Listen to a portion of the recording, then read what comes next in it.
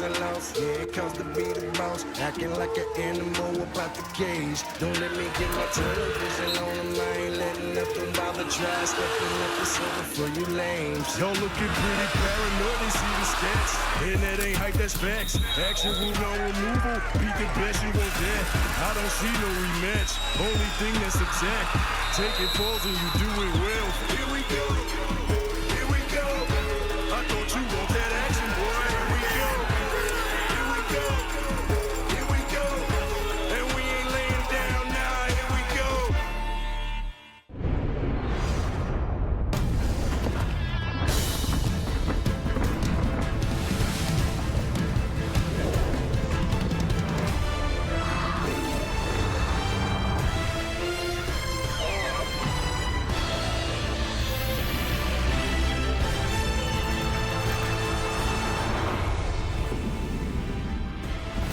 It is the second back-to-back of week number 10. The Tiger Cats rolling into Montreal looking for revenge against Davis Alexander and the Alouettes, who have now won 8 straight against Hamilton. Meanwhile, Bo Levi-Mitchell leads the CFL with 2,497 passing yards and 18 passing TDs, but coming off a pair of INTs against the best defense in the CFL in the Montreal Alouettes. We get to go for round number 2. Kate Burness alongside Enoch Mwamba, Matt Dunnigan, Jim Barker, and JB, I just mentioned it. The stats of Bo Levi-Mitchell are fantastic, but this is a game where he's got to go above and beyond. You know, I hate cliches, but stats are for losers. And the bottom line is, when you're a quarterback in professional football, you're paid to win big games. The Grey Cup being the ultimate, but this is a big game for them. They're playing the first place team in the East. They're coming off of a loss against them. This is a huge game for this entire franchise, and it's time for him to step up and win the game. The stats are great, but you got to win the game. They weren't great last week, and that's going to be tough for him to have great stats again this week because of this Montreal defense. And this defense is hitting on all cylinders, and they make a lot of quarterbacks across the Canadian Football League look average, let alone one of the best ever play the game, Bo Levi-Mitchell. So I just look at what Montreal does collectively. They play extremely well. They don't turn the football over very often, and that defense is going to step up with the young quarterback again behind the center. Coach, you're absolutely right. This is one of those season-defining wins. They need it absolutely because it's going to define where they go from here on out. A lot of the times when we play and watch a game, at the end of the game, we want to say, oh, no, he should have made that catch. And no. That's not the game-defining play, and this is that for this season for them. And it's not about way closer to the playoffs that we look at, oh, no, they need to win this game to get into playoffs. No, you got to win this game to start the momentum, to build the confidence going forward, and even put a little bit of a doubt into the Montreal Alouettes' mind going forward. Well, and this is what we say, too. It's great that the CFL season is long, but you look at the record right now and the way the East is going versus the West, and you're right. They need this win because things could go downhill pretty fast if they don't start turning it around. Very difficult, though, to win 2 straight on a back-to-back. Will the Alouettes do it, or will the Tiger Cats finally find a way to beat them? We were about to find out.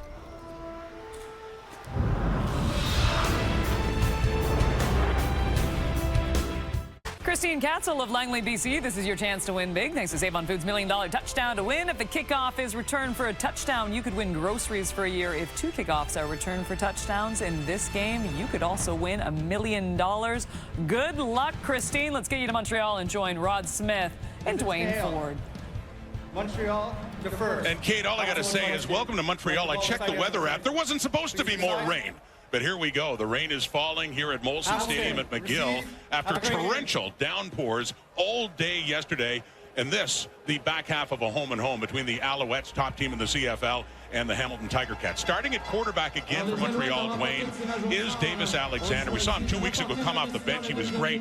He was impressive in a different sort of way in their victory in Hamilton last week. Yeah, he really was. That first game coming off the bench, things went very smoothly for him. A little bit of adversity last week. A couple of turnovers, nearly had his head separated from his body, but rebounded from all of that to lead his team to a victory in, as you said, impressive, if not unique fashion. And of course, over on the other side, his counterpart, Bo Levi-Mitchell, 94 career wins, as you see, as a starter, but only 4 of those having come as a member of the Hamilton Tiger Cats. He really needs to reverse his and his team's fortunes. Scott Milanovich back in Montreal for the first time as Ticats head coach. He had some great years here as Alouettes offensive coordinator, won a Grey Cup in back-to-back years. Something his old understudy, Jason Moss, got to experience as the Owls head coach last year. Moss's Alouettes have won 15 of their last 16 games, including last year's Grey Cup. They come into this one 7-1, 3-1 at home. They lost their only game to the Argos about a month ago when Cody Fajardo got hurt. And Davis Alexander, the quarterback now. There's Smoke Harris, the returner for the Hamilton Tiger Cats, will get the ball first. The Alouettes won the toss and they have deferred. And as mentioned, it's suddenly rainy here. The clouds rolled in what had been a sunny day. Jose Maltos to get things started for the Alouettes. They're going to be looking to make the turn at the halfway point of the season with an 8-1 record. See what happens tonight. Harris takes it down at the 5. This one's underway at McGill. And feeling his way through and still on his feet. A pretty good return as he's finally taken down Bryce Notre in on the tackle. And Bo Levi Mitchell, despite the struggles of the Ticats, statistically, he's on top of the CFL in passing yards and touchdowns. Well, we heard Jim Barker's feelings about statistics in the opening. Yeah. And, you know, well, I won't say it as strongly. The bottom line is, despite the numbers that he's putting up, this team is struggling to find a way to win. It's not all on the quarterback to get things done, but as an offensive group, defensive group, even needing more out of special teams, quite frankly, the Tiger Cats need to get it in gear. They didn't have an offensive... Well, they got a flag coming. I was going to say they didn't get offensive points until late in the game in that one. The points came early on a pick 6, but Luther Hakunavanu had taken off. Now, Bo Levi Mitchell... Tiger penalty, remains first down. The referee, Justin McInnes. Mitchell had talked about how distracting it is here, especially in Montreal with those air horns. I'm sure if you've watched some games, some broadcasts here in Montreal, the distraction it can be when the opposing offense is on the field. There they are. And they are relentless. So tough to communicate on the field for Mitchell. You saw it with a penalty right out of the gate. The fake to James Butler. And the throw is complete to James Tuck, who pops it up. Last week, Tuck had a fumble, and it was contested and ruled still Hamilton ball, but not that time. It is clear. Avery Ellis has it in his hands, and Tuck, who won a Grey Cup with the Alouettes last year, has a fumble here in Montreal against his old team. One of the things for the Hamilton Tiger Cats this season has been the desire to get off to better starts, particularly offensively. Goes without saying, first play turnover is not at all what they had in mind. Just a disastrous start for the Ticats on offense with a penalty in the first play and then a fumble. A frustrated James Tuck off on the sideline now as the Alouettes and Davis Alexander take over in good shape inside the Hamilton 35. Quickly throwing off to the right. Open receiver 2. It is their #1 receiver, Tyson Philpott, coming in second in the CFL in receiving yardage. Well, Davis Alexander in his 3rd year with the Alouettes, getting his first extended playing time and obviously enjoying some success so far. Came off the bench at halftime in his first game. Beat the Saskatchewan Roughriders. Beat Hamilton last week in his first career start. 2 weeks ago here against the Riders, you talked about it. He completed his first 12 passes and had 2 touchdowns. Underheat takes off. He'll do that. Saw him run before, and a flag is down in the secondary of the Ticats as he is enough to pick up a first down. We wait for the flag.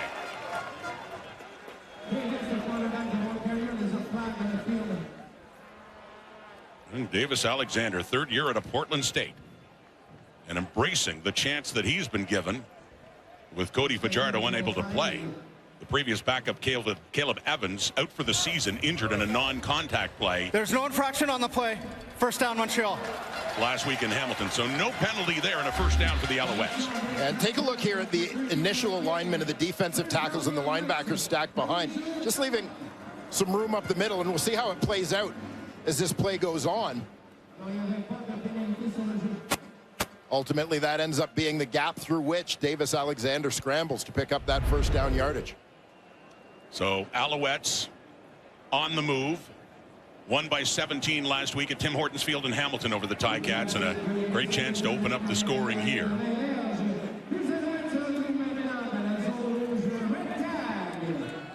an injured player for Hamilton down.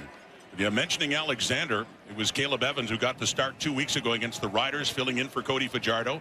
Jason Moss made the change at the half, put Alexander in, and he has been the starting quarterback since. Richard Leonard down on the field for the Ticats. We'll be back.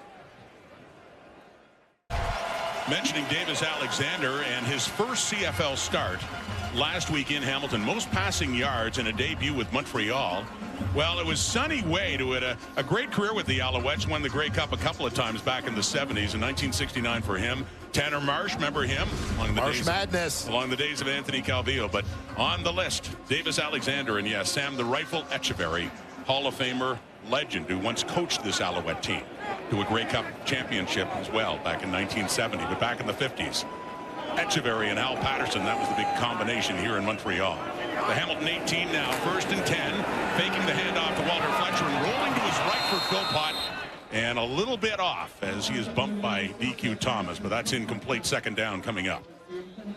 The Tiger Cats did a decent job last week of pressuring Davis Alexander, and you're getting a feel for that once again. Nick Usher, the former Alouette, supplying the heat on that play.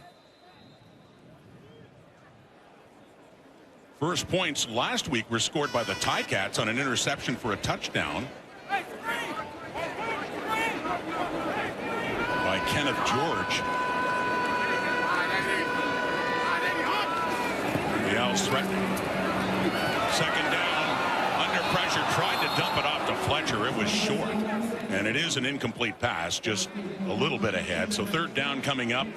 Looks like the field goal unit, and Jose Maltos will be coming on for Montreal. The different look for the Tiger Cats here. You see they've got 1, 2, 3 linemen on the line, but then the fourth guy, Nick Usher, is in behind. He's going to run a twist, so it's still just a four-man rush, but creating a little bit of confusion, I think, for the Alouettes with that look. Again, generates some pressure, leads to an inaccurate throw from a young quarterback. There's Jose Maltos taking over for the injured David Cote. It's the 5th game for Maltos now as the Alouettes kicker from Mexico. The global player from 25 yards out breaks the ice on a rainy night in Montreal. First points on the board, taking advantage of the turnover right away by the Ticats, and it's a 3-0 Montreal lead. And Bo Levi Mitchell. As we talked about Davis Alexander last week being able to overcome some early adversity to get things going. I mean, this is where Bo's veteran presence is going to be critical to this team. Rough start. The James Tuck fumble on the opening pass, as mentioned, before they could even run a play. They had a penalty called against them. Plenty of football left to be played. We're just 3 minutes in. So they can't let it become a trend. They scrimmaged for the second time, and yeah, that first play was a penalty. Second was a fumble, and you can tell the communication is going to be tough as they're going to take a time count. Time count violation, Hamilton, number 19. It's a 5-yard penalty, remains first down. You know, Dwayne, it's been much talked about, you know, the air horns that come through on the broadcast, too, from these fans when the opposing offense is on. And timer, we did ask Bo Levi Mitchell about this. He acknowledged it's that much harder on offenses to get the communication going with this blaring noise. Yeah, it is. And at the same time, you know what you're going to get when you come to Montreal. The Hamilton Tiger Cats say that they had prepared for this, but obviously hadn't ironed all the kinks out of the system, or maybe those horns are just a little more disruptive than they had expected. He had felt they shouldn't be allowed, but they're nice and loud here for Montreal fans. Mitchell scrambling around. He finds a target. It's James Butler, shy of the 40-yard line, but well shy, of course, of first down. Still a second and long as we take a look at that Tiger Cats offense. Yeah, and here in game 9 for the Tiger Cats, they finally have the offensive line they anticipated at the start of the year with the return of Joel Figueroa. Jordan Murray recently coming back to give them 2 veteran tackles as well. Keandre Smith leads the team in touchdown receptions with 5, tied for the team lead in pass receptions over 30 yards. He and Stephen Dunbar have 3 each, so keep an eye on him when the Cats need a big play. Second down, they still need a little more than 10 after that pickup by Butler. Throwing deeper, and it's midfield and caught by Shamar Bridges, and a first down, the first down for the Tiger Cats in this game, and a big play for Hamilton under the circumstances they've been dealing with. Yeah, much needed here. As Mitchell gets protection, finds Shamar Bridges. First-year player leads the team in second down receptions, conversions. Big target. He had 9 catches for 76 yards last week for the Ticats in that loss to Montreal. Handing off first carry, James Butler. And a good carry it is, too. A flag does come out as Butler is still on his feet. Dequoy finally railroading him out of bounds. But see what the flag is on what would be a huge carry, 34 yards for James Butler. Holding, Hamilton, number 69. 10-yard penalty, repeat first down. And it all comes back. Yeah, Jordan Murray at right tackle has got to reach up to second level. He's got to get the linebacker in behind. It looked like he just got too narrow a base here and loses his footing on contact. And you see that right, or left hand rather, still holding on to the jersey of Darnell Sankey. And that draws the flag, negating a big play for the Ticats. So it sets up a second and first and 20 now. First and 20. The Hamilton 46. And Mitchell has a ton of time in a 3-man rush. Trying to find a receiver. It's intercepted. Darnell Sankey waiting for it. Mitchell, he had the time, but the coverage was so good. Threw it down over the middle, and Sankey was there for the interception. That's his first interception of the season. And another turnover committed by the Ticats. 2-0 in that department for the Alouettes. They have the ball and a 3-point lead. But I think in this interception, you're seeing a little bit of frustration / impatience for the veteran quarterback, Bo Levi Mitchell. You saw a number of plays, Montreal giving him time. The offensive line is giving him time to throw, but can't find anything downfield. That time, he tries to force one, rolling to his right, throwing across his body into the middle of the field. Similar play last week. Led to an interception as well. The 10th interception this season, the most in the CFL, thrown by Mitchell. Quickly on first down, and it's Tyson Philpott again. Richard Leonard back in the game for Hamilton. And on this offensive line, Philippe Gagnon, the most experienced member of that group. Former number 2 overall pick, now in his second stint with the Alouettes. And Charleston Rambo has really emerged, particularly in the absence of Keon Julian Grant, getting a little more opportunity. A couple big plays for him last week. That's Tyson Philpott, who had the catch in the previous play for a pickup of a couple of yards, but just still sitting down on the turf as he gets some attention. You mentioned Rambo. He got a touchdown catch last week in that Alouette victory in Hamilton, but let's have another look at what happened to Tyson Philpott on that play. Yeah, and I think it's just as he gets sort of twisted to the ground here, Richard Leonard coming up to make the tackle.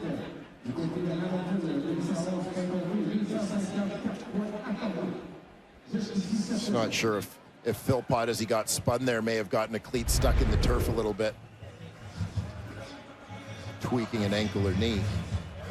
Been a remarkable story for young Tyson Philpott, now in his 3rd year. Last year, of course, caught the winning touchdown pass in the Grey Cup, the drama over Winnipeg, and then started in Winnipeg this season with a couple of TDs, an explosive game, and has been at or near the top of the standings and the receiving standings in the Canadian Football League all season long, and coming in just behind Justin McInnes in receiving yardage coming into this game. A little bit of a limp as he is helped off. Such a valuable, important piece in that Alouette offense. Well, we've talked this season coming in, but obviously the Canadian talent on this Montreal team, but in particular, those 2 receivers, Philpott and Keon Julian Grant, and the need for them to have big years after Austin Mack moving on. But these are 2 guys that in combination, they were, in terms of yards per game last year, the top Canadian receiving duo in the CFL. I think a lot of people didn't realize it because the fact is they were both hurt at times last year, so there weren't a lot of games that they both played to put up those big numbers. So 2nd and 6, Philpott out of the game now. The Hamilton 50 after the turnover. Alexander and forces that one, and flag does come out. As the Ticats got some heat on Davis Alexander. The flag dropped right around midfield, close to the line of scrimmage. Face mask, Montreal, number 65. That 15 yards will be applied at the last line of scrimmage. It'll be 3rd down. Justin McInnes with the call. That is Josh Donovan, the right tackle, who's charged for the face mask. The other Justin McInnes. The other, yeah, say that name a couple of times. You got the referee and you got the leading receiver in the CFL. So Donovan heads off. Here you see the first-year right tackle, Donovan, matched up with Brandon Barlow. And hand up in the face mask as you see Barlow's head kind of snap back. And so after that turnover, the interception, the Alouettes not able to do anything with it, and Joseph Zima will stand in around his 20 to punt it away to Davon Smoke Harris, the returner, averaging 11.5. And Zima got a lucky break with the Ticats rolling back to set up a return, had time on that to get the punt away, and then his own man, Felix Garangoche, ends up bumping into Smoke Harris, who is taken down. So it has been kind of a comedy of errors on that play on both sides. High snap, good job for Zima to get it away. Hamilton football. Back with big news for the Hamilton Tiger Cats. A quarterback change. Bo Levi Mitchell out. Taylor Powell in. Let's get more from Matthew Shinetti. Yeah, Rod, there is Taylor Powell under center for the Hamilton Tiger Cats. After that interception by Bo Levi Mitchell, when the Tiger Cats came to their sideline, Scott Milanovich didn't even walk past the starting quarterback. He went right to Taylor Powell, told him he was going in, then told Bo Levi Mitchell. Mitchell sat on the bench, was looking at his tablet along with his teammates. Then Powell was up and throwing, and just before Powell went in, Bo Levi Mitchell went up to him, shared a quick word. But here we are again, Rod, just like we were at the East semifinal last fall. In Montreal, Hamilton Tiger Cats backup quarterback is in, and Bo Levi Mitchell is on the bench. And now we have a lot of questions with the Tiger Cats offense. And Matthew, we remember very well the conversation you had with Bo after that game and the frustration when he didn't come into the game. Matthew Schultz had started it, and Mitchell didn't get in until late. In this case, it looks like his day is done early after just 2 possessions. Taylor Powell, who had several starts for the Ticats last year, is in the game and handing off to James Butler. Pulls his way through for a few yards. So surprised to see a change come this early? I am a little bit surprised to see it happen this early, but this is a team trying to get something going. You know, Taylor Powell, 9 games last year, was 4-5 in his 9 games last season. So a young quarterback who found a way to win. You know, young guy with a fair bit now of starting experience as a result. So it's not like they're throwing someone raw into the mix. High snap gets away into the end zone. Powell has no choice but to fall on it for a safety. What else can go wrong for the Ticats offense even after they make the change at quarterback, as 2 more points will be put on the board for the Alouettes, and they'll be getting the ball as well. Yeah, the rough start continues, and it was right from the first play of this ball game. Now high snap from the center, David Beard, over Taylor Powell's head. As you said, no choice.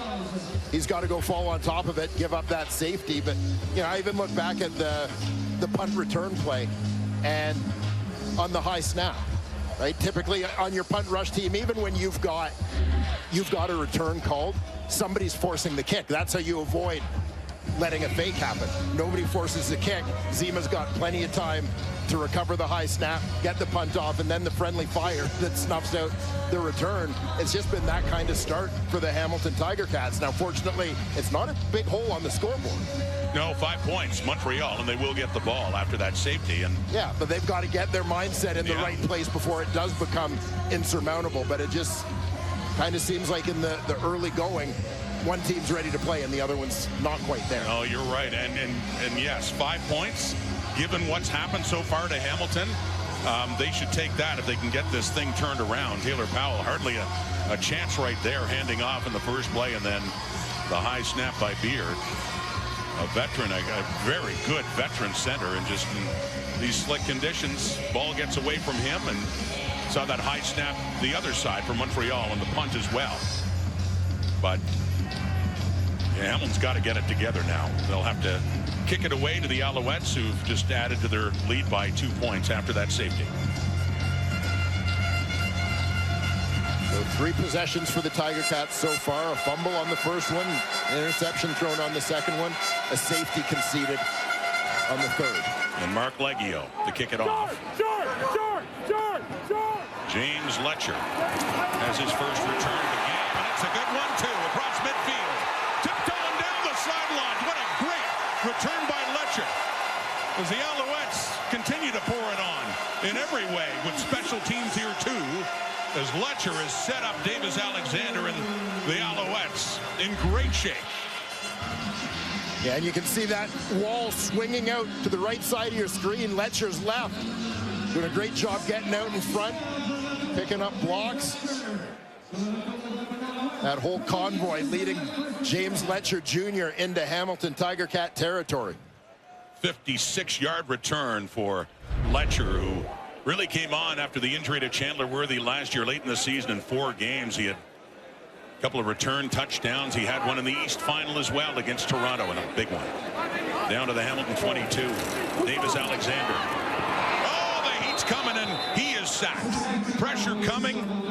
Brandon Barlow, who had 3 sacks in 1 game earlier this year, comes up with a big sack there, and a group of Ticats having a little team meeting and a loss of 8 yards. Yeah, Barlow in the 3-point. They've got the linebacker up outside. Thomas, Barlow, Nick Usher in on that one as well. And Usher's credited with that. That would be his first sack of the season. Number of tackles for losses and pressures from the former Alouette. To see that on the replay, every bit as much Usher's as it is Barlow's. And Usher knows these parts. Yes, as you say, the former Al. 4-man rush. Setting up a screen. Walter Fletcher with it. Getting it down to the 20. Inside. And he takes a hit there by Robert Panabaker as he's pushed out of bounds around the 15. And a first down. Or close to it, excuse me. Not quite. It'll be 3rd coming up. Yeah, nice execution of the screen, obviously anticipating aggressiveness from the Hamilton front, but with a lot of yards to go after the sack, the Cats are able to sit back a little bit, give that up, and come forward to make a tackle as they did. They do get it down to the 16 after a 14-yard gain, but still a little field goal try coming up. Jose Maltos again, 1 for 1, this one from 23 yards away.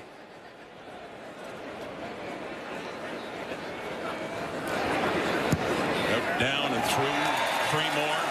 Now 8-0, still a 1-score game of the biggest kind. As Taylor Powell will head back on the field now. See if that Ticats offense can finally get something going.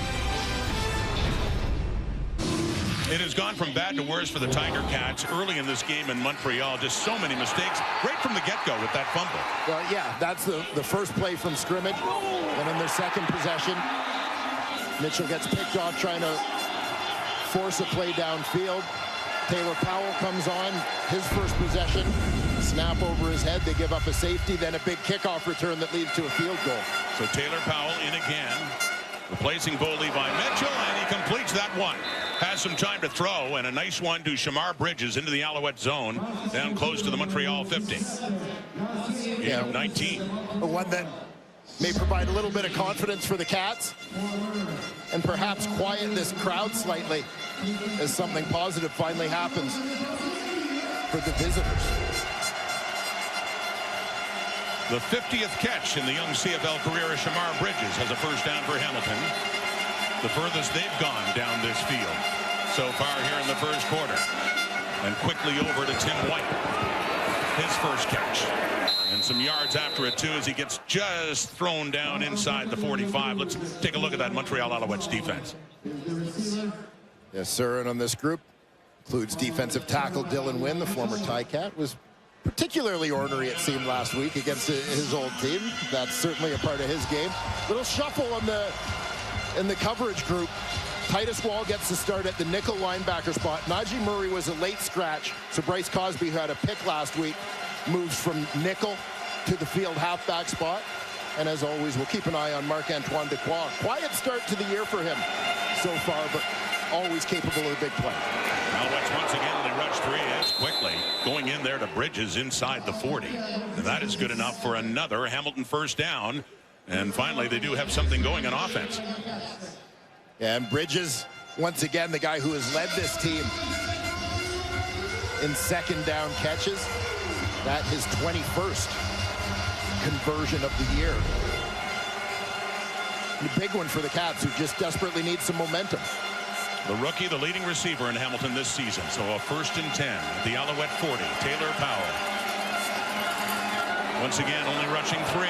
Deep look for Tim White, just a bit too far. In behind 3, there was a shot. And just about a yard difference.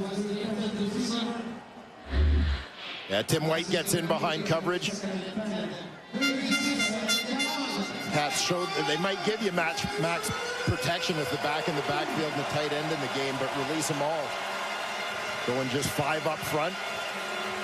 Tim White getting in behind coverage, but just slightly off the mark. So a 2nd and 10 now. Taylor Powell was 6 for 7 for 51 yards heading into this game. Had a little bit of action. Rolling out to the right. And then throwing. And it's caught down around the 35 by Bridges. But not nearly enough. A 3rd down coming up. And looks like we'll be seeing Mark Leggio to come out and see if they can get the Ticats on the board. Yeah, lots of positives as you see the pats on the back for Taylor Powell as he heads to the sidelines. Just the importance for the Tiger Cats, just given the rocky start, to string together a few positive plays in a row. They managed to do that. An opportunity here to put some points on the board and narrow this Alouette lead to less than a touchdown. But once again, given all that's gone wrong in the opening 12 minutes of this ball game for Hamilton, Mark Leggio has made 16 to 17, going for his 15th straight. This from 43 yards away. No. That kind of night so far for the Hamilton Tiger Cats. If you're doing up a list with a beautiful rainbow framing this stadium of what else can go wrong for the Ticats, that list keeps getting longer and longer. yeah, and as you said, Mark Leggio, who has been darn near perfect this season and on a terrific streak. Just the 2nd miss of the season for Leggio. But it prevents the Ticats from getting on the board as he just hits that left upright from 43 yards out. And the ball comes out to the 30-yard line with Davis Alexander. We got an 8-0 lead. A couple of field goals and a safety. Alexander's 3 for 6 for 21 yards.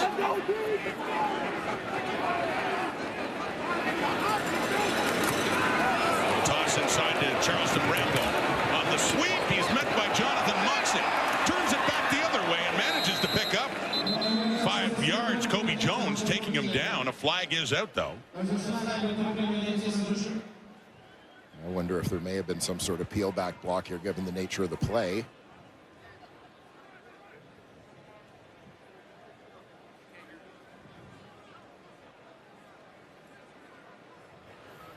Offside, Hamilton, number 99. It's 5-yard penalty. We'll repeat first down. Instead, an offside, and Kobe Jones, the one who made the tackle on that play.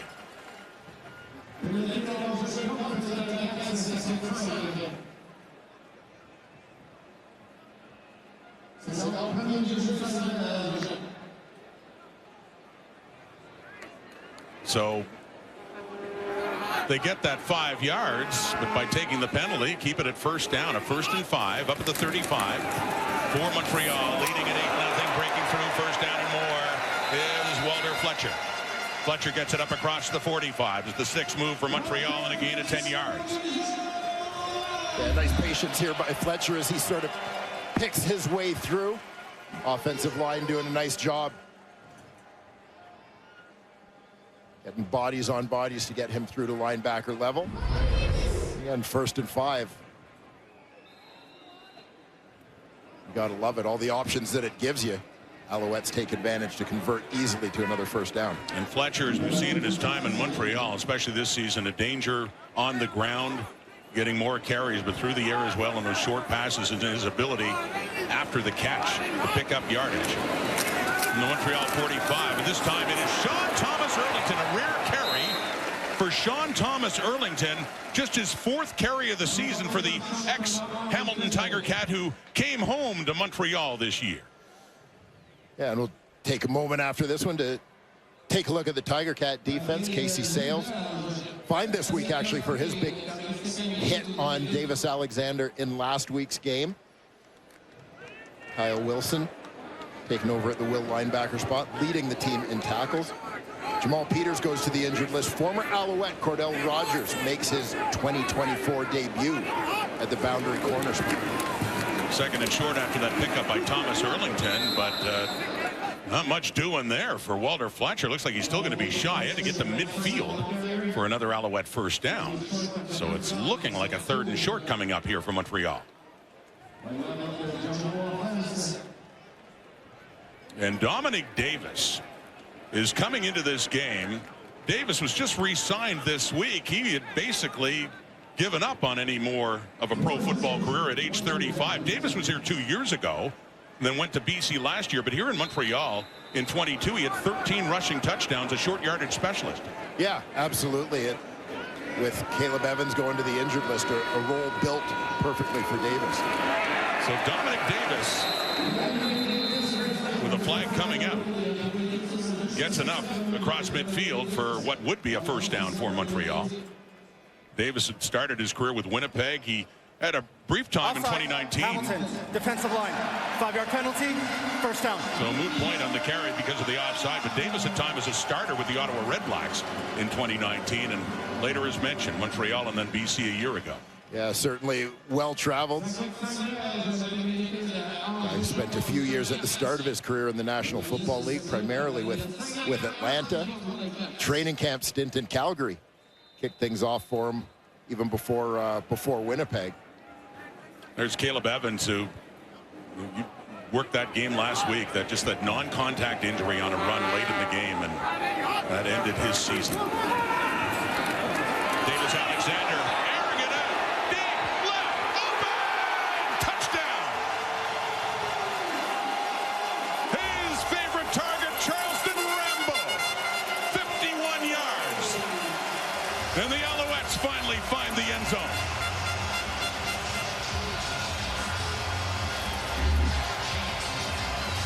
And you're going to see, watch from the left side of your screen, Nick Usher comes free right at the end of this and absolutely blasts Davis Alexander, but not before he has time to step into his delivery, which turns out to be a strike to Charleston Rambo.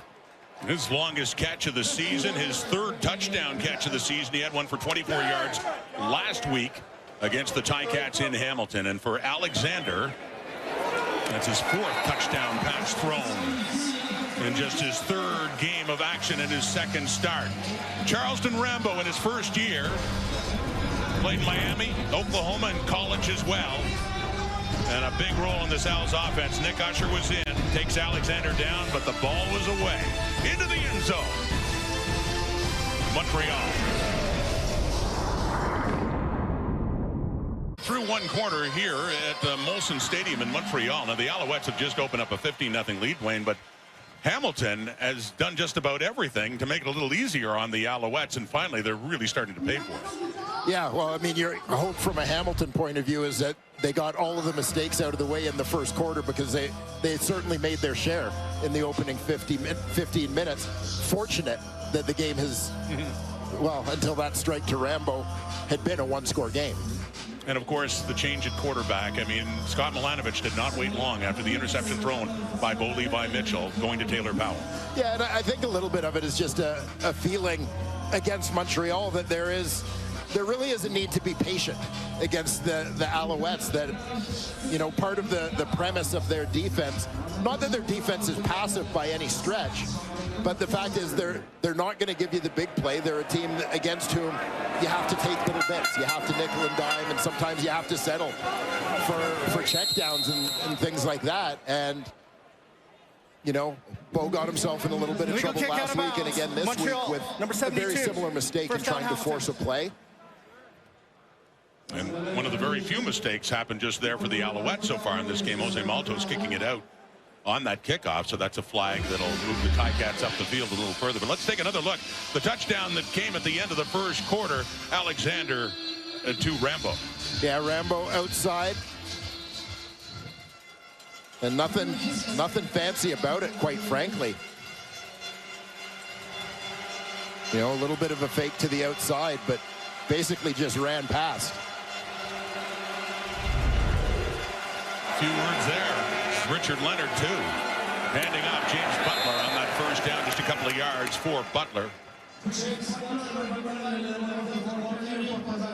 Last week at 69 on the ground. He comes in. He was third in the CFL in rushing last year, but Tyrese Beverett, former Ticat, coming in to get him. Yeah, take a look at the far right side of your screen. You can see him already in motion, timing this one up to loop into the backfield, and just runs this one down to clip the heels of the running back, James Butler. So 2nd and 8 after the 2-yard pickup. Taylor Powell, high snap in the shotgun, and he's flushed out. He's rolling out to the right. And will he take off? He keeps pumping it, and he does finally take off and gets it up to midfield, but not enough for a first down. And a 3rd down is coming up here for Hamilton. Yeah, once again, not much there. Powell just takes what he can get, basically. But that's going to leave them short. Cats now looking for a big punt from Nick Constantino in hopes of swinging the field a little bit. They can pin Montreal deep here. Try and give themselves a short field in the exchange. But, and we can say this for many teams in the CFL, there's a dangerous returner at the other end, and James Letcher had a big return over 50 yards after the safety the Ticats gave up. Punt from Constantino, charging in on a short punt, and it drops in front of him, and it ends up in the hands of Kavian Ento instead. Not a punt returner, but he was in behind protecting as Letcher had come up, so a rare punt return chance there for Ento. As Charleston Rambo gets ready to jump back into action, here's a look at some of his work. A week ago, 4 catches, 86 yards, and a beautiful touchdown grab right here. Going up over top of Richard Leonard, nearly had a second one later in the game. That's setting up his team in scoring position. Big game there for the first year Montreal Alouette. Former star, both University of Oklahoma and at Miami prior to an NFL stint. As you talked about many times, a position of focus for the Alouettes after Austin Mack left after his run here last year. Quarterback draw. Davis Alexander just keeps it himself, and he gets it up across the 35. And a good pickup. You can see it's going to be short yardage here coming up in second. Yeah, once again, watch that gap in the middle. Things kind of open up. Alouette line does a nice job getting up to the middle linebacker. Get Davis Alexander close to first down yardage, about 9 on the play. Dominic Davis for short yardage comes in again. Back in the CFL for the first time this season, Davis, and back in Montreal. And he needed, well, certainly over a yard. The long one, or call it 2, but he did get push ahead, needed to get to about the 42. It is a first down for the Alouettes.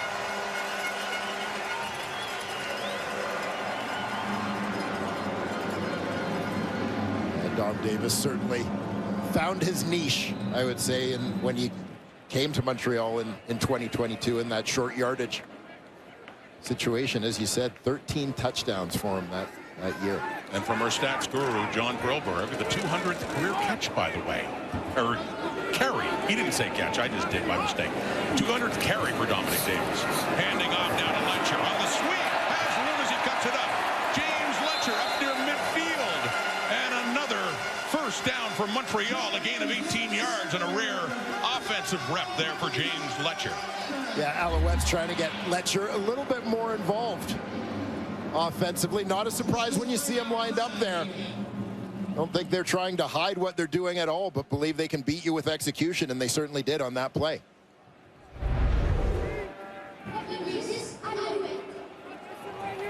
Trying to take advantage of that speed and getting into space, and good job cutting it up for Letcher on that gain as he stays out. The wide side. Full speaker, Reggie White in motion, throwing it off on that hitch to Letcher. Dodges a tackle, and another good play by James Letcher to elude the tackle and pick up some yards. And again, nothing surprising about it. You see Letcher line up out here. He's going to loop in. Other receivers are coming out to block. He's just going to step inside of that. The Cats recognize it. Odds are Letcher's on the field offensively. There's a pretty good chance he's getting the football. People are running to him, but again, combination of execution and Letcher's ability to make a few people miss turns that into a positive play for the Owls. And a nice move there on DQ Thomas. Get a few more yards. Second down and 4 at the Hamilton 49. Handing off Walter Fletcher, and he's got nowhere to run. He is stopped right back there at the 50. Kyle Wilson, Kyle Baker, Brandon Barlow in there. There's Mark Washington. He is longtime defensive coordinator of the Ticats. He was also a great defensive back here in Montreal, an old teammate of Davis Sanchez's, and won a Grey Cup with the Alouettes back in 2002. Yeah, and Mark right now just looking for some answers to try and slow down these Alouettes and maybe get a big play out of his defense to try and turn the momentum. So a 3rd and 4 and a punting situation coming up here for Joseph Zima. And Smoke Harris back inside the Tiger Cat 10 for the return.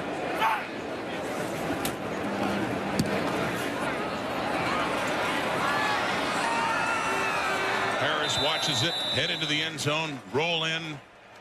So they've had a touchdown. They've had field goals. They've had a safety, and now they add a rouge to increase their lead.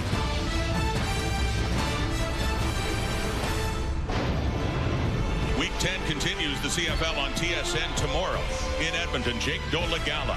First start for the Lions with the injury to Vernon Adams up against Trey Ford, who helped lead the Edmonton Elks to their first victory last week in Saskatchewan. 7 Eastern, 4 Pacific. That's tomorrow here on TSN from Commonwealth. Scott Milanovich's team falling a little further behind after giving up a single point, 16-0, and they took a penalty, unnecessary roughness, and Kenneth George to push them back to start at the 25. Not a lot going right for the Ticats. They did push down for a field goal chance last time, and it's Stephen Dunbar with his first catch from Taylor Powell up close to the 40 and a first down for the Cats on that first play. Stephen Dunbar coming on the end there. You see the passing lane open up. Nice protection. Nice zip on the ball. First down, Ticats. Dunbar, of course, reacquired this year by the Cats after a year away as an Edmonton Elk. And Taylor Powell settling down, 5 for 6 coming into this toss inside of this week. They're cutting it back up as Butler. Tyrese Beverett getting him wrapped up as a pack of Alouettes start to push him back after the whistle blows.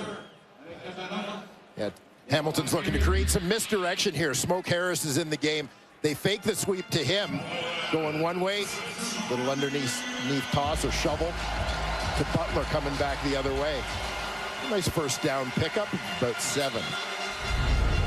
So a 2nd and short coming up now. Is Taylor Powell settling in, the quarterback after replacing Bo Levi Mitchell in the first. And more misdirection, a flea flicker, back to Powell, open receiver 2, Giovanni Robinson has it. And that's what the Ticats offense needed to do, trick that Owl defense. Finding a big play, it succeeds down near the Montreal 25. Yeah, once again, I'll quote Coach Lapo, creativity is rewarded in the Canadian Football League, and the Ticats prove it again. Right here. Run to Butler, to White, back to Powell. Giovanni Robinson, big tight end down the sideline. Increasingly using Robinson in this offense. He's been productive over about the last 3 games. He had a couple of catches for 16 yards last week. That's his biggest one, though. And there's another little shovel pass inside there for Stephen Dunbar, and pick up about a few more yards here, up down inside the 25. Scott Milanovich checking that playlist, looking for the magic elixir to keep this drive going. He had some interesting things to say about a Noel Thorpe defense. They do tend to try your patience as you work your way down the field. It kind of defines what Montreal does defensively. Waiting for a mistake. Just nosing inside the 25 in a 2nd and 7. Taylor Powell and Hamilton. Blitz coming. Gets it away. It's caught to Dunbar. Turns it around, and before he's popped out of bounds by Cabianento, he picks up another Hamilton first down. And I'm not sure if Taylor Powell recognized that the blitz was coming from the backside. He's going outside to Dunbar here. Recognized where he's going. I'm not sure he knew that there was an unblocked player coming off the other edge in Wesley Sutton. But gets rid of that ball just in time. You'll see the running back. Litre is occupied. He's got a guy on the inside. Sutton's coming off the edge. He's free, just a split second late. Powell's able to convert that into another first down. Down into the score zone. They're at the Montreal 16. Powell, more heat coming. Quickly. End zone. No, just turned around a bit. Keandre Smith a bit far. Back near the dead ball line. It falls incomplete. Second down coming up. As mentioned, Keandre Smith leads the Hamilton Tiger Cats with 5 touchdowns. He's just going deep. Marc-Antoine Dequoy got turned around a little bit on the play. He thinks it's going corner. Tries to anticipate that. Powell and Smith keep it down the seam, but just unable to connect. The Ticats didn't score a touchdown until near the end of the game, inside 3 minutes last week at Tim Hortons Field. Offense was a problem. Trying to change that here. Powell, low pass, but it is caught. Placed nicely for Shamar Bridges, who has it inside the 5, and a 1st and goal coming up here for Hamilton. Once again, it's Shamar Bridges on 2nd down. Big target, does a nice job here using his size advantage to sort of shield the ball, box out the defender, and move the sticks, putting the Ticats inside the 5-yard line. Oh, as bad as it's been for Hamilton in the start to this game, this would mean an awful lot to them if they can just change the momentum and get into the end zone, down 16-0. Faking the handoff, and Powell is down. Tyrese Beverett, Wesley Sutton coming in, and Powell wants a face mask call.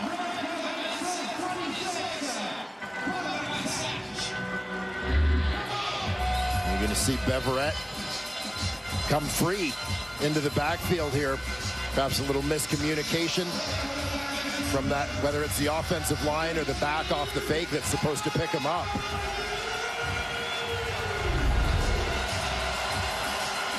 Tyrese Beverett is going to move him back a few yards for this critical 2nd down play. Big 2nd down, 2nd and goal, right at the 10, Hamilton.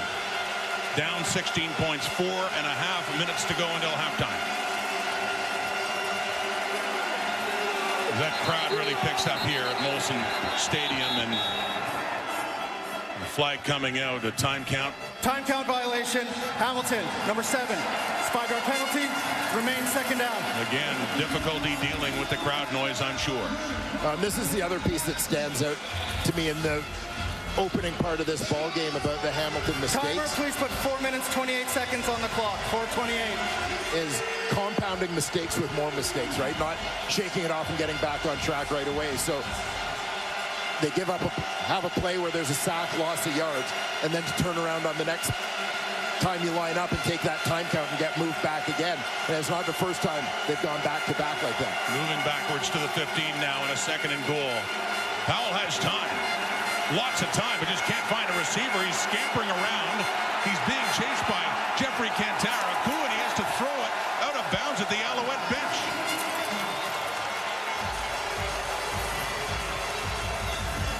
The Alouettes initially weren't getting much pressure on him, but dropping back, had everything covered. Powell just couldn't find an open receiver. Yeah, whether it's been Powell or whether it's been Bo Levi Mitchell at quarterback, a lot of times it is 3-4-man rush, meaning 8 or 9 guys in coverage. Not a lot to throw at. And what they're hoping is that Taylor Powell is going to try and force the ball in somewhere and make a mistake. Ultimately, quite honestly, if there's nothing there, that's the right decision for Taylor Powell. You're in field goal range, take the points. Don't make a crucial error and give up the ball. So Mark Leggio comes on once again to try to get the Ticats on the board from 22 yards away. He splits the uprights. And Hamilton does at least get on the board.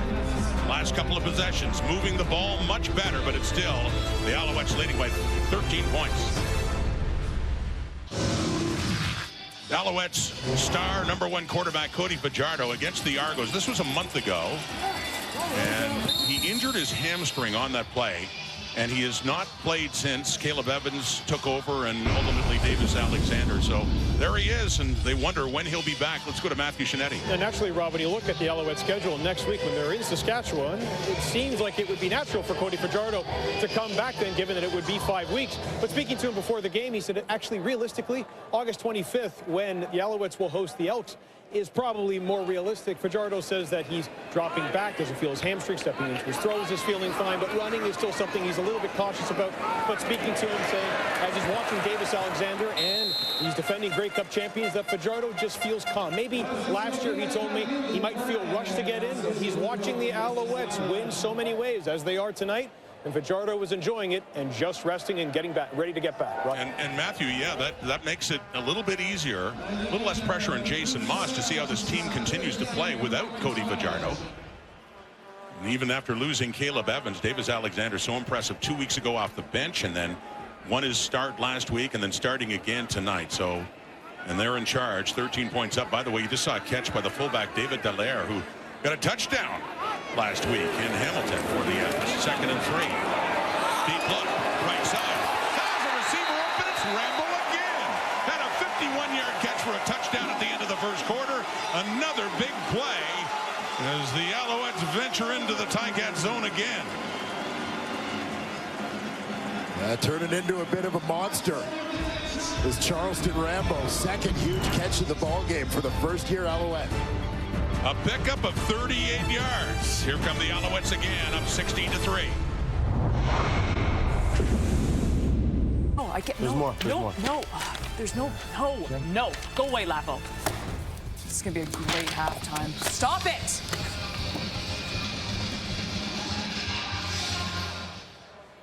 That Lapo's causing trouble again, isn't he? Well, you know, poor Kate's. But Kate has to deal with it. Get the panel coming up at the half. Talk about this one. Davis Alexander. Big just for Antwi. Dumps it off. Checked it down to him, and he gets it inside the 20. Antwi in his first touch of this game as Montreal is threatening to increase their lead before halftime. When you think of how many different Alouettes have been involved in the attack so far, as we see now Antwi with a touch, Sean Thomas Erlington has had a touch, joining Walter Fletcher in the backfield.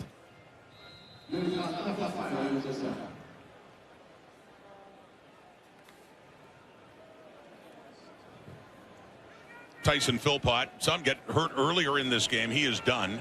Won't be back in this game. An Alouette offense that's got it in the score zone inside the 20. Walter Fletcher has the ball, picks up 2 or 3, and then the black and gold wall takes him down. To the rookie Ryan Baker in the mix as well. Davis Alexander looks like enough for a first down, though it is.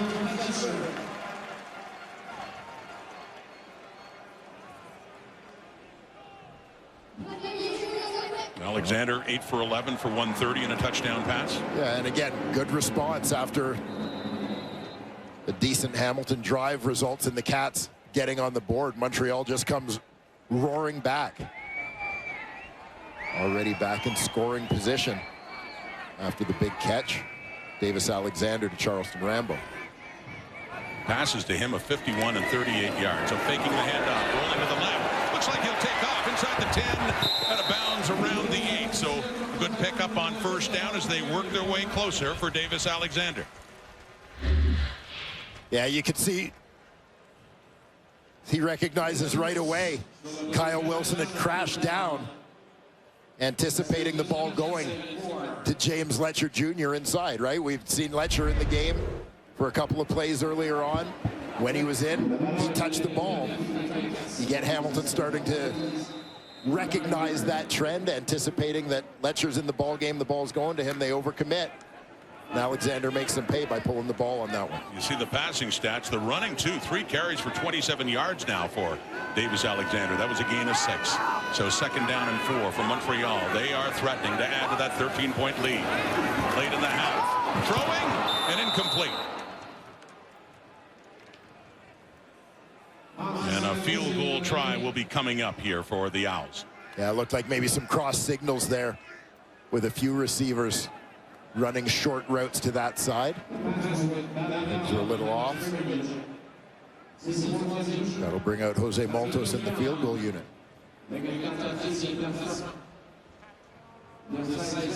Maltos is 2 for 2. Standing in once again for David Cote.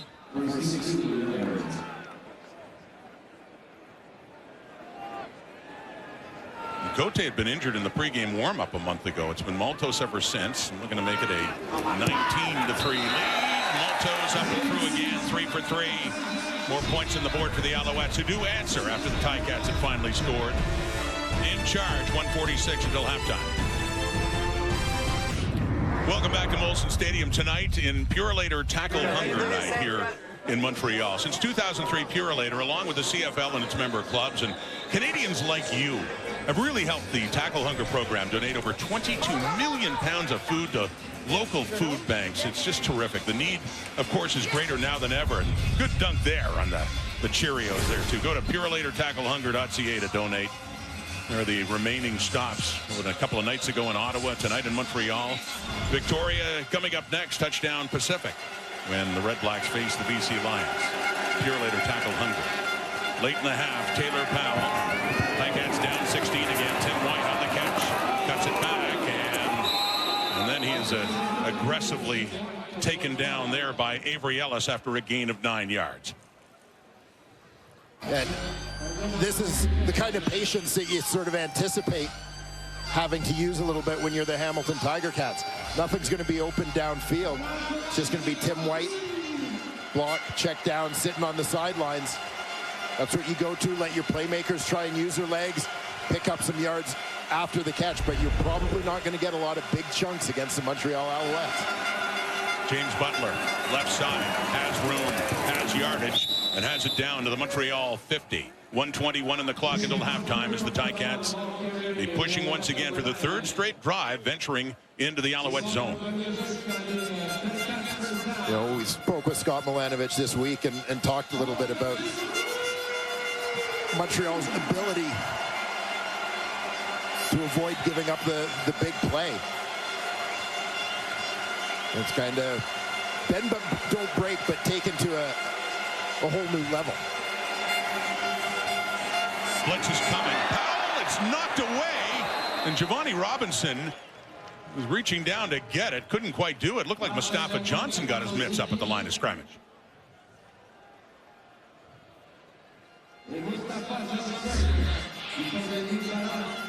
Mustafa Johnson lined up in that defensive left A gap.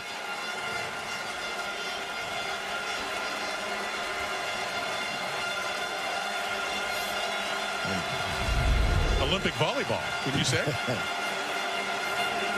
Mustafa Johnson breaks that up. 2nd and 10. The Alouette 50. Powell left. It's caught. Keandre Smith has it inside the 40. 1st down, Ticats. Just under a minute to go until the half. You see Keandre Smith gets the clear on the outside. Wesley Sutton playing with inside leverage. Nice timing route there. Connection between he and Taylor Powell. Well, Powell has settled in. They are able to move the football. It's about cashing in. So coming in there on that route is Stephen Dunbar, who has the catch. Another good pickup for Hamilton. 8 more yards. 2nd and 2 coming up. 50 on the clock.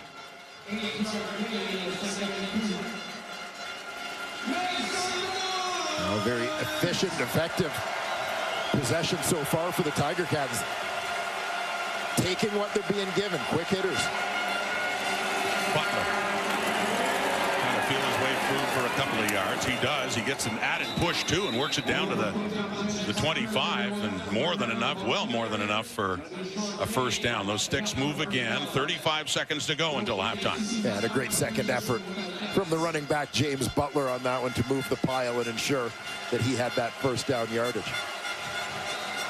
To the point about the Alouette defense, though, you can get the yardage on them, but getting into the end zone, that's what the Ticats desperately need to do now. Late first half, three-man rush, lots of time again, but Powell is going to choose to take off again. Finds some room, and he extends across down near a first down.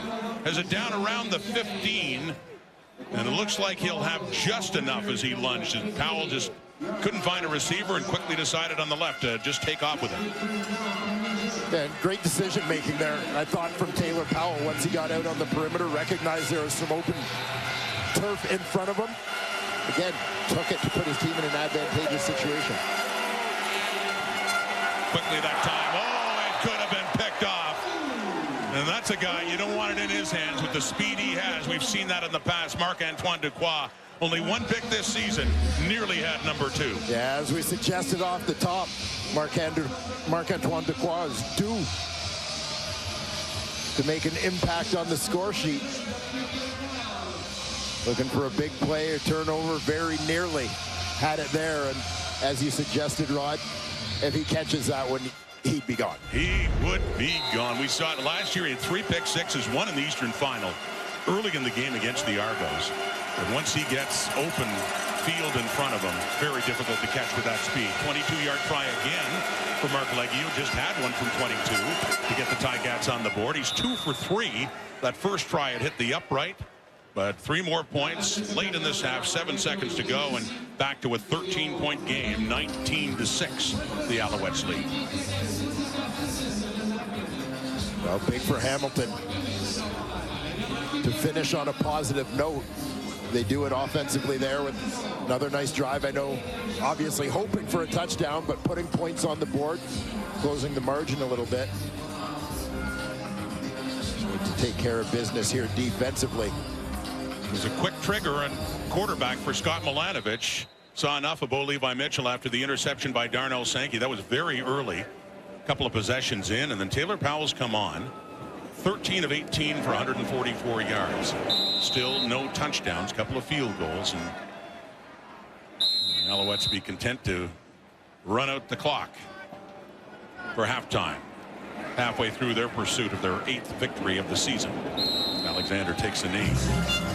Last play of the half. Well, hard to evaluate the way that the disaster that was in the making for the Ticats, the way they started this game, but at least they've shown the ability to move the football. Yeah, the Tiger Cats have rebounded well, considering how ugly things appeared after their first 3 offensive series of this ball game. Of course, Davis Alexander, the pride of Gig Harbor, Washington, continues to look good in his role as Montreal's starting quarterback in the absence of Cody Pichardo. Absolutely fearless, and he is on the sideline now with our Matthew Shinetti. Listen, Davis, I understand that there's a lot that goes into those deep shots, a lot of work, a lot of preparation. But how much fun is it to have a game breaker like Charleston Rambo? Man, he's just been lights out for us these past couple of weeks, and I've said it so many times. He showed it all training camp, preseason as well, so he's just starting to finally hit his stride. Ticats make a change at quarterback. Taylor Powell is moving the ball down the field, so how imperative is it to keep going after the Ticats? Absolutely. We just got to keep playing our best ball. I mean, we know they're a scrappy bunch. I don't care what anyone says. I don't care what their record says. They're a scrappy bunch, and we got to come out we get the ball to start the half. We got to come out, put some points up. Thanks, Davis. Thank you. Well, Kate, the Owls are up 19-6. The only question after that half is, how much worse can it get for the Ticats? And that is a question we don't really have an answer for, but maybe we'll get in the second half. Amazing that this is only a 13-point game, back alongside Enoch Mwamba, Matt Dunnigan, Jim Barker.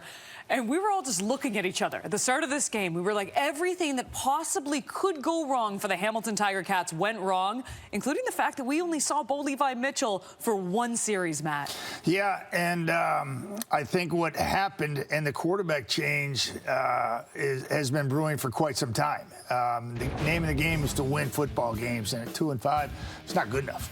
And this football team continues to, and Scott Milanovich has been brought there, just like Bo Levi Mitchell, to win games games, and he'd seen enough. And much like we saw, what was it, 4 years ago, when Jake Mayer took his job on a short week. Dave Dickinson had seen enough. And Bo Levi Mitchell has produced some decent numbers throughout the first part of the season here and leads the league in passing and things of that nature. But that means nothing if you're not winning football games. And I think Scott Milanovich has pulled the trigger and moved on to Taylor Powell now because he believes he gives him the best chance. Well, you know, and that's interesting. You're right. This didn't just happen tonight. Nope. This is something that's built up. But you know, it's the whole. Their defense hasn't played well, and a lot of Bo's yards come from Pabs. when they're getting what you call PABs. Yeah. You know, points after beatdown and yards after beatdown, and that's happened to them. So again, the statistics. But you know, they had 8 penalties in that first half, and just the very first play of the game, they have a penalty. And those are things, and those are mostly against the offense. They're things of delay a game, they're jumping off sides, it's just was not in sync. And that is part of the quarterback's job, is to get them in sync. Exactly. And so that was it was tough to watch.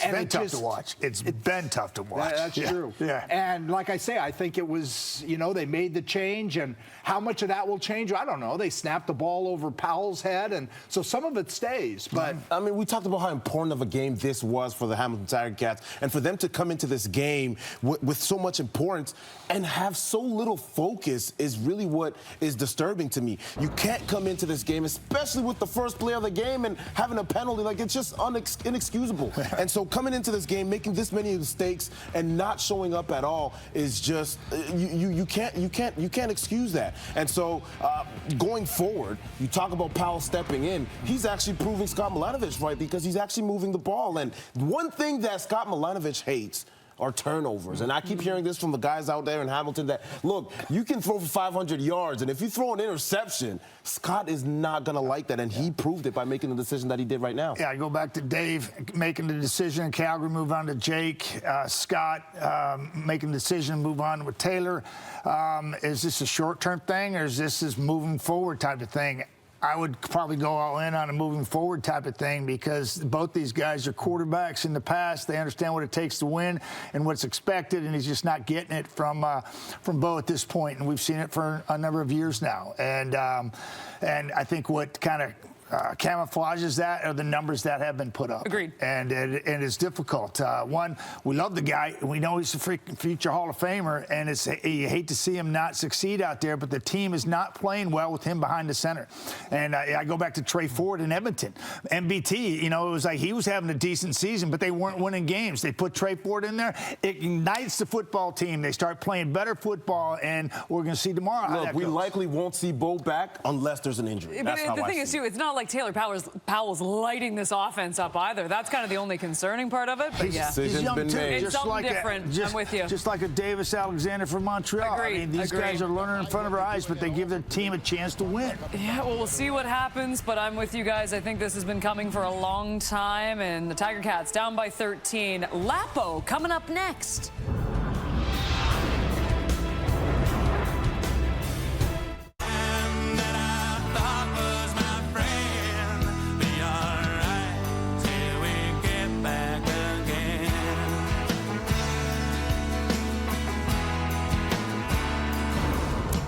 The CFL has initiated a review to determine a possible reinstatement for suspended Argonauts quarterback Chad Kelly. The league announced today that it has received Kelly's confidential psychological assessment and will complete an examination of the results before making a decision. Kelly was suspended back on May the 7th for at least the first 9 games of the regular season for violating the league's gender-based violence policy. Week 10 in the CFL wraps up tomorrow. It is the BC Lions taking on the Edmonton Elks. Trey Ford in his last 5 quarters, 5 TDs and a passer rating of 136.4. What can he do against the Lions? That ties well into our coach's playbook with Paul Lapalisse, who has more on Trey Ford. 515 yards. How about that number? Biggest for the Elks in 5 seasons against the best defense in the Canadian Football League up to that date.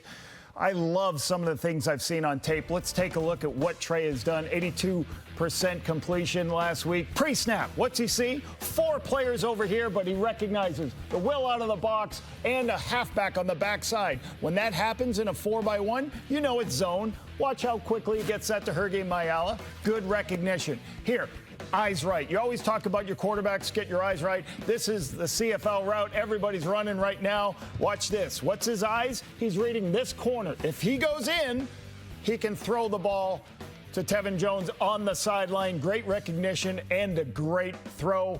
I love this. 2nd and long. This is where you're trying to throw the football. He doesn't like the picture. Instead of running, gets the check down. Dylan Mitchell circles the defense, gets the first down, and big play. What happens? 2 people jump inside. They got a double move on the outside to Geno Lewis. He's done a tremendous job of hitting these deep shots the past 2 seasons as a starter. Just play this as a live. Part of the job of a quarterback is recognizing blitz. Here's blitz. Here's the 1+ or the free player. Watch him change his arm angle to get this ball out and throw that on time. There's a lot of great things to see from Trey, and I'm not talking about the running and the big touchdown. Those are great things to see. BC Lions, first in the Canadian Football League and sacking the quarterback. I'm interested to see tomorrow night how they handle Trey's mobility. Jake Dolegala, 2-8 as a starter. Hey, get William Stanback involved. Hey, Kate, do you hear that? You hear that? I think there's somebody at the front gate, Dunder Mifflin, ordering 5 reams of paper. Did you order 5 reams of paper, Kate? I did. I ordered lots. You know what? I hope I don't have to use that much paper in the second half, to be quite honest with you, Laffo. Maybe things will turn around for the Hamilton Tiger Cats, down 19-6. We'll get you back to Montreal right after this.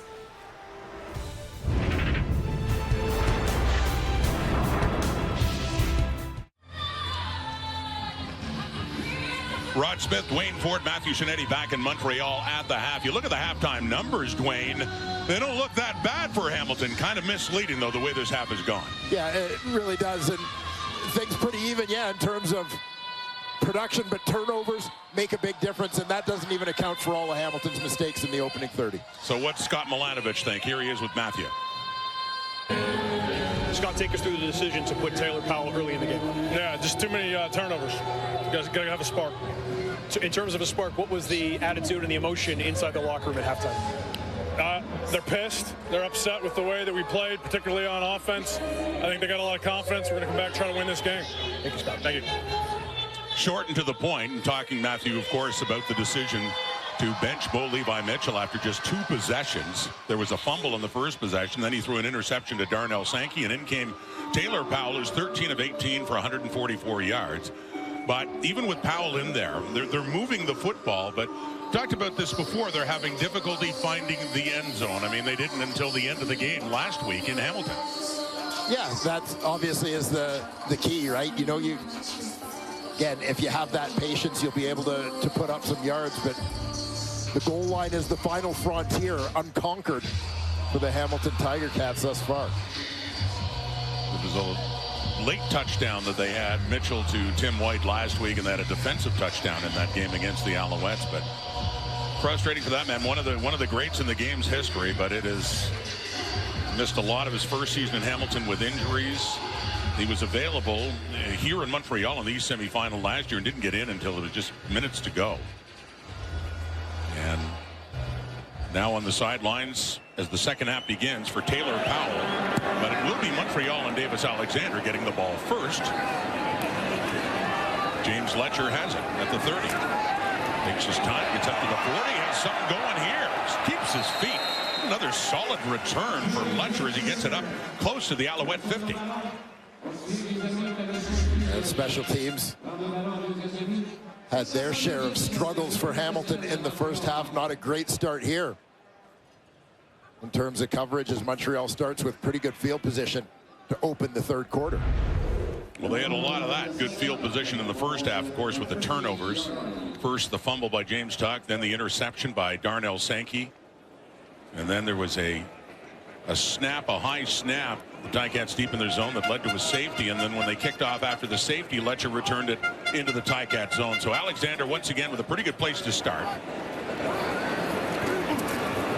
And he's throwing it to Walter Fletcher in the flat. Cuts it up and gets across midfield and a good pickup on the receiving end for Fletcher as he gets about 8 yards and a second and short coming up. And Montreal mixing up their personnel package as you see the two backs, Sean Thomas Erlington joining Walter Fletcher in the backfield. Thomas Erlington check release. Fletcher's got the free release to the flat. A nice first down pickup, leaving 2nd and 2. Walter Fletcher has been such an important part of this Montreal offense all season. And you've seen it more this season. You're right. After William Stanback left as a free agent for BC. Play action fake to Fletcher. Throwing. Alexander fires a rocket in there intended for Nate Bahar, the former Ottawa Red Black, in the Alouette lineup, and Richard Leonard close to him. It falls incomplete. 3rd down coming up. And Montreal, a team that likes to spread the ball around to all of its receivers. We've talked throughout this year about the fact that the role of hot hand has been shared around. They haven't gotten much out of that spot since Keon Julian Grant went down. Youngster Shedler Fervius played there, got a few touches. Nate Bahar, the veteran, signed a few weeks ago. Now looking at a bigger role in the offense. A low snap picked up there by Joseph Zima and sending it out of bounds inside the 10. One of those valuable stats when you measure a punter in the Canadian Football League, how often they can pin a team inside the 10, and Zima does that nicely as Taylor Powell will come on, and they'll have to start deep in their own zone.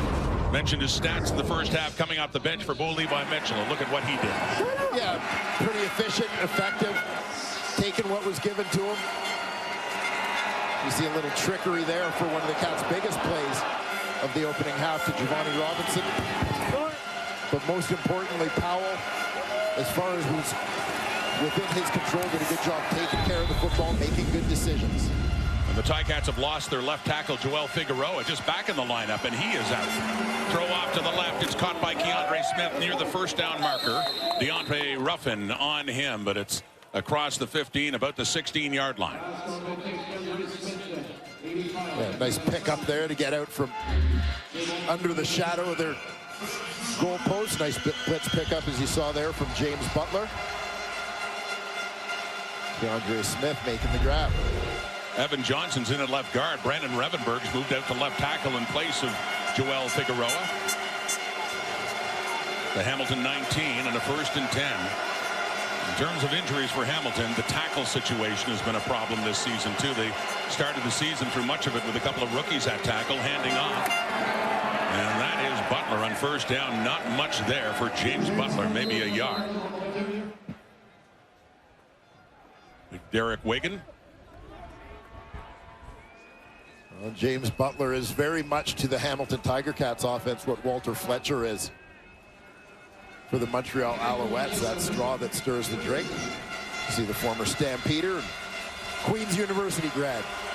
One of the great Gales, absolutely, yeah. And went on a number of productive years with Calgary, and in his first season with the Alouettes, Derek Wigan. The 2nd and 8, Hamilton 21, Powell throwing. It is caught by Butler. Receiving this time as Beverett gets him an escort up around the 30, close to another Hamilton 1st down. Not quite, though. And given the field position here, Ticats aren't going to take any gambles on 3rd and short. Full 2 yards, maybe 2 plus. So the punting unit is on Taylor Powell heading off, and James Letcher heading back inside the Montreal 40. The punt by the Aussie Nick Constantino, the left-footed punter, sending it with Carthel Flowers Lloyd within the 5 yards, and a flag does come out for no yards as they get it up across the 50 on the return by Letcher. Now, it was rainy at the start. Torrential downpour yesterday, but it's shaping up to a beautiful evening now in Montreal with the Alouettes leading it 19-6. A short catch there. He has not returned, as he said, done for the day. And we'll certainly keep a close eye on that one. Justin McInnes holds on to top spot. For now, we again suspect a bit of a conspiracy between the Justin McInneses. the other Justin McInnes, our referee here tonight. During the previous play, we had holding Montreal, number 48. It's a 10-yard penalty, first down. Well, I said I remember doing a Lions game where Justin McInnes had thrown the flag on Justin McInnes a couple of times, but so they may not be on the same side. I would. This Justin McInnes in stripes is completely neutral. Tyson Philpott, just as you saw, just a yard behind McInnes for the lead. Two talented Canadian receivers in the 1-2 in the CFL, and McInnes, the player, getting set tomorrow with BC taking on the Edmonton Elks. Yeah, looking forward to seeing that battle. The Elks looking to try and get back in the picture in the West Division after picking up their first win of the season last week.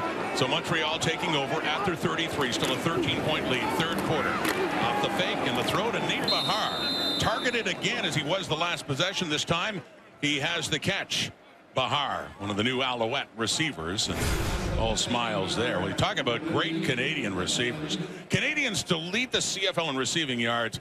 Oh, Hall of Famer Terry Evanston, just brilliant here in Montreal with Calgary as well and Hamilton. And Dirty 30, Jim Young, the great BC Lion. Tony Gabriel, terrific in Hamilton and Ottawa. Dave Sapunjas and Andy Fantu. Sapunjas, an old teammate of yours, and both college and the pros. Yeah, absolutely. As Western, not surprisingly, leads the league in Canadians to lead the league in receiving.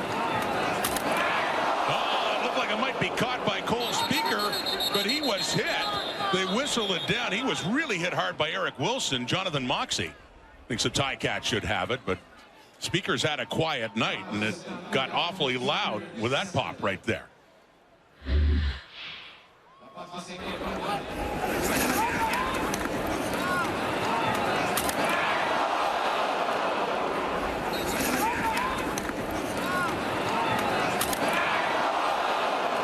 So you want to be a receiver. I was going to say, little hard to hang on to a football with Kyle Wilson coming down like that.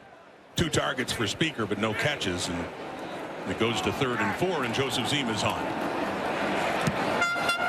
A brilliant punt the last time out inside the 10, and once again off to the right. This time Smoke Harris had his hands on it, but that kind of night for the Ticats as he ended up knocking it out of bounds. So nothing on the return after a 50-yard punt. Ticats football down 13.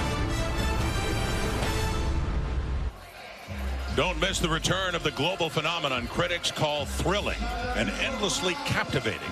HBO's House of the Dragon. The new season is streaming now, only on Crave.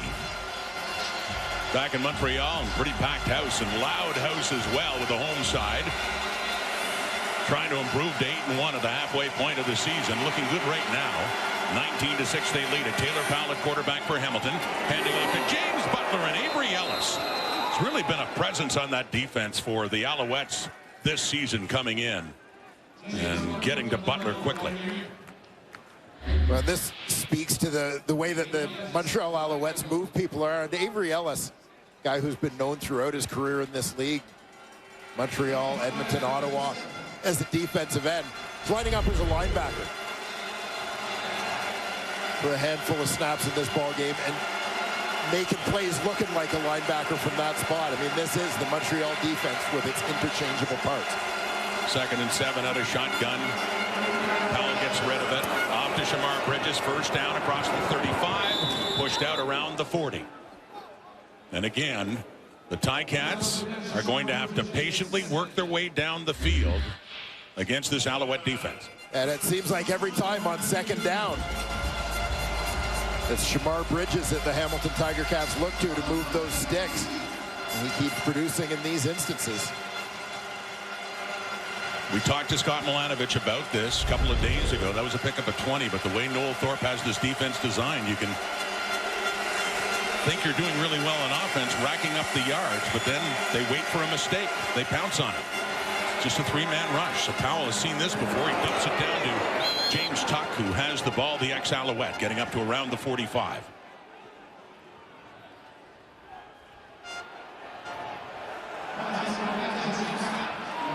We got late flags coming out now and a little disagreement going on. It's all after the whistle had blown. A little scrum there. Ticat offensive lineman had an Alouette defender pinned to the turf, giving him the business a little bit. Things just kind of escalated from there as members of both teams kind of joined in.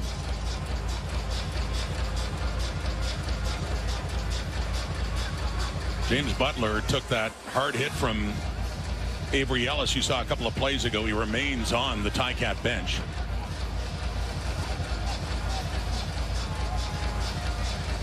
After about a 4-yard pickup by James Tuck. Still waiting for the flags here to be sorted out.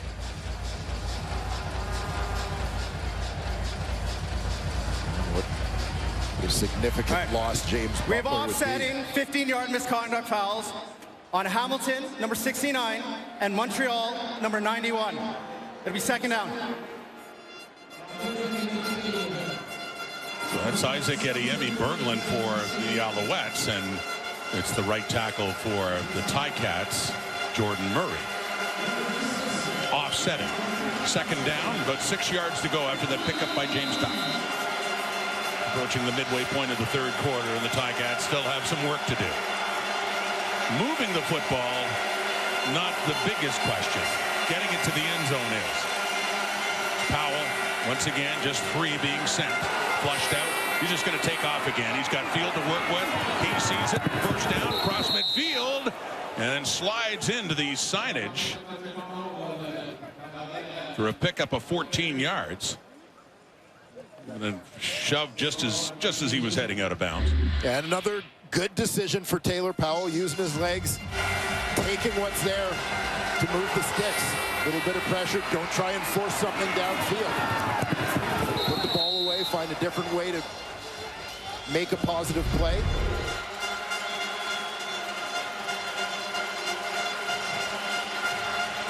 Ante Litre, number 34, is in at running back now for the Ticats. Butler still on the bench for Powell on a first down in the Alouette zone. Heat coming quickly to Litre. Breaks one tackle, and he gets around and inside the Alouette 50. Some hard hitting again, just around the sideline. Litre out of bounds.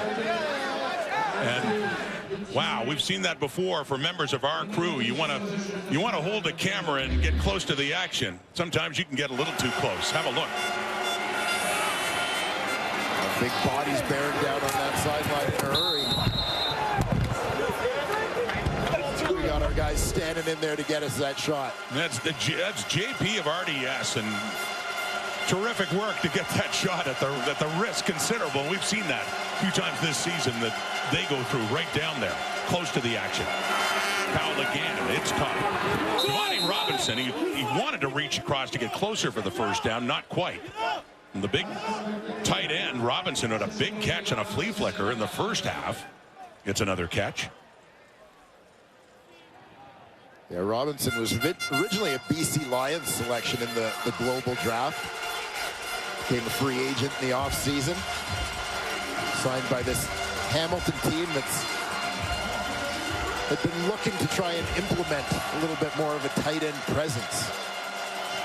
It is.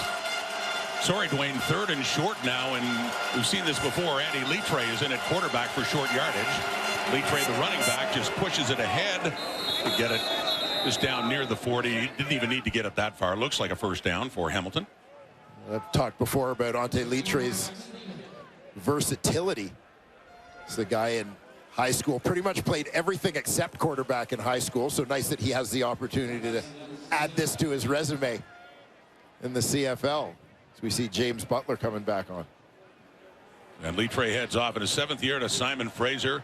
A lot of his career with the Calgary Stampeders, some time with the Ottawa Red Blacks too, and now in Hamilton. And there's what Butler has done. 44 combined for him on 9 touches. And earlier in the drive, hit hard by Avery Ellis on a carry, but back in now. 1st and 10. The Ticats, with Taylor Powell coming in, have been able to do this. They've been able to drive into the Alouette zone, but end up settling for field goal tries. And have picked up a couple of them. Play action fake to Butler. And then throwing to him just over. Antonio Moultrie, a nice touch on that pass, and another hard hit coming in there on James Butler, who gets up. Well, once again, you see Avery Ellis playing in the second level. He's right on the right side, right edge of your screen at linebacker. Three-man front. Ellis joining Darnell Sankey as an inside linebacker. Again, looking right at home. Tracking back on this play. Boy, James Butler's had enough of Avery Ellis, hasn't he? Here's Butler again. And he's still fighting and breaking tackles and showing some toughness after those hits as he works his way down closer to the 30, and Butler gets helped up again, gritting his teeth. Yeah, you know James Butler's a warrior and a guy counted on by the Hamilton Tiger Cats to set the tone a little bit offensively.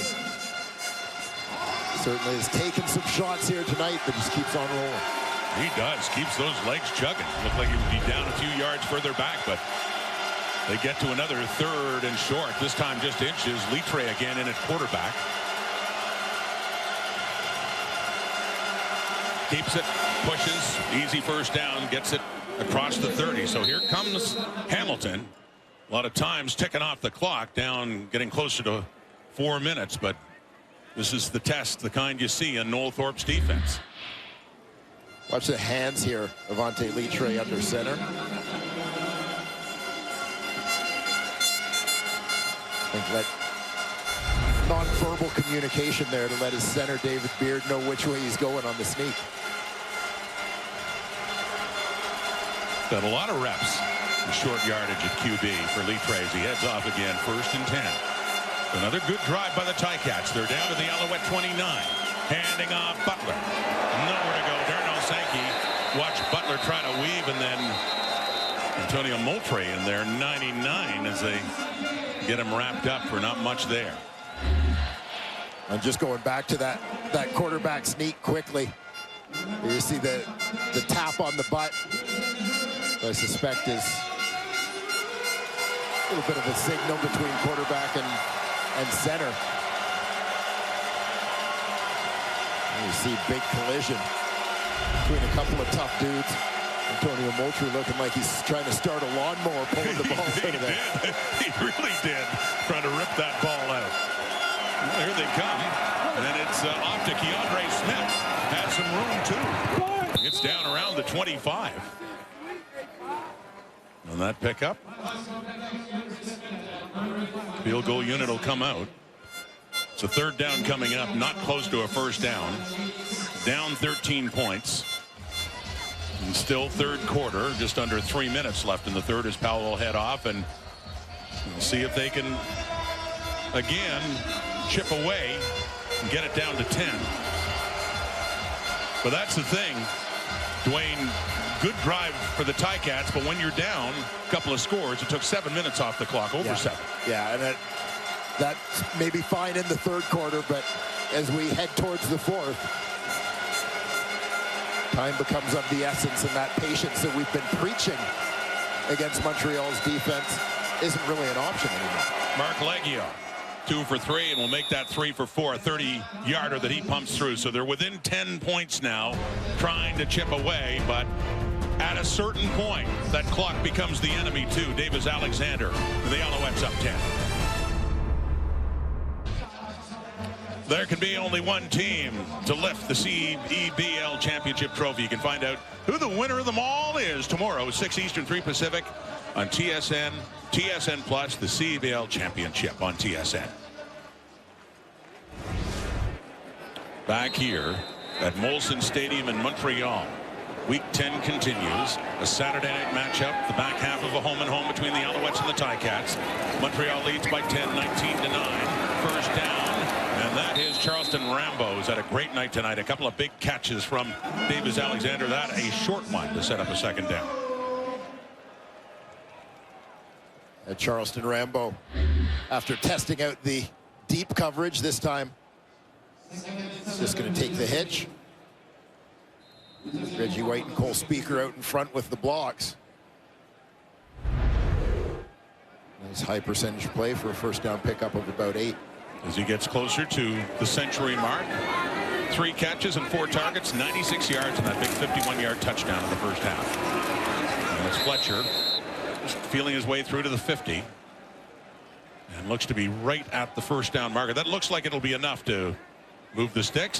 Depending on the spot of the football, which is a little further back. So no, we have a 3rd and short coming up here.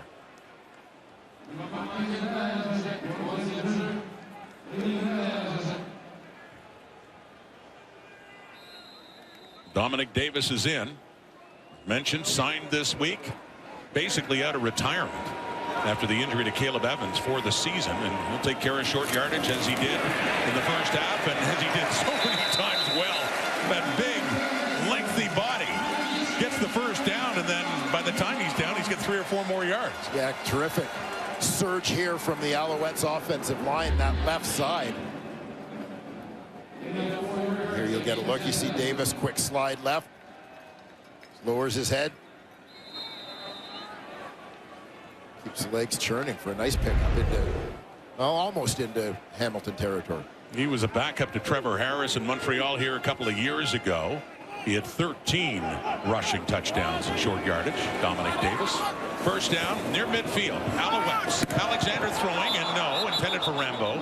Falls incomplete. Cordell Rogers, the ex-Alouette, making his Ticats debut for the injured Jamal Peters. Closest one to him. As Rogers played in 13 games with Montreal last year and ended up being bumped to the practice roster and let go in training camp this year. Yeah, Ticats happy to get a guy with some CFL experience. It's that boundary corner spot. Can be a critical one defensively. Jamal Peters had been signed in the offseason from Toronto, obviously, to make it a position of strength, but good to have veteran depth there in the form of Cordell Rogers. This could be the last play of the 3rd quarter as the clock winds down. 2nd down. Caught. Schindler Furvius. First catch. Breaks free. Furvius. Finally taken down by Destin Talbert. Oh, the biggest play in the young CFL career of Schindler Furvius, who had easily enough for the first down and then kept making it happen as he gets it down.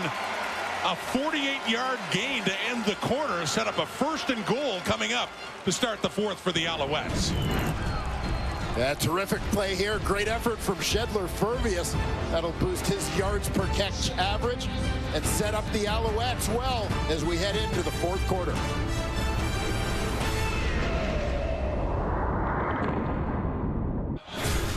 We've seen many times that numbers can be misleading. These numbers through 3 quarters. The Ticats, in terms of time of possession, dominated Montreal, Dwayne, but they still only scored 3 points, and they're still trailing by 10. Yeah, and we've talked a lot in this ball game, at least I have, about the need to be patient against Montreal's defense. You can't force things, take what they give you, and you kind of chip away. I think that's fine as long as you don't put yourself in a hole at the start of the game, and that's what the Tiger Cats did with mistakes. That it's reaching a point now where they can't afford to be patient in order to get themselves back in the game. We've seen that Nothorpe's defense has been content to sit back in coverage and make sure that they don't beat them with a big play, and yeah, taking a lot of time off the clock. So down a couple of scores, 19-9 to start the 4th, and not only that, the Alouettes got a big play. Schindler Furvius 48 yards to get them down close. So they have found the end zone, and Davis Alexander and Montreal with an excellent chance to find the end zone again and really take charge of this game. Said Hamilton in the 3rd did chip away 3 points off that lead to get it to 19-9. The 4th quarter begins inside the 10.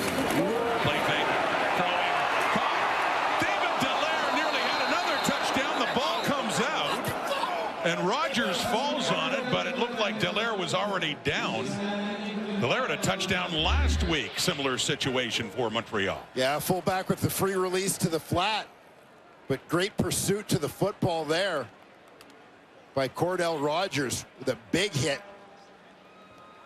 And knocking that ball free, but Dallaire down before the ball popped loose. In his 2nd year out of Laval, David Dallaire with his first touchdown last week, nearly at number 2 on that play, but Dominic Davis, short yardage now. And the 2nd and goal at the Hamilton 1, so Davis is in. As mentioned, they had 13 touchdowns in this situation for Montreal 2 years ago. Looking for this one here. Waiting for the signal. He break the plane. Touchdown it is. Dominic Davis. Welcome back to the Canadian Football League. First appearance back with Montreal 6 more points, Alouettes.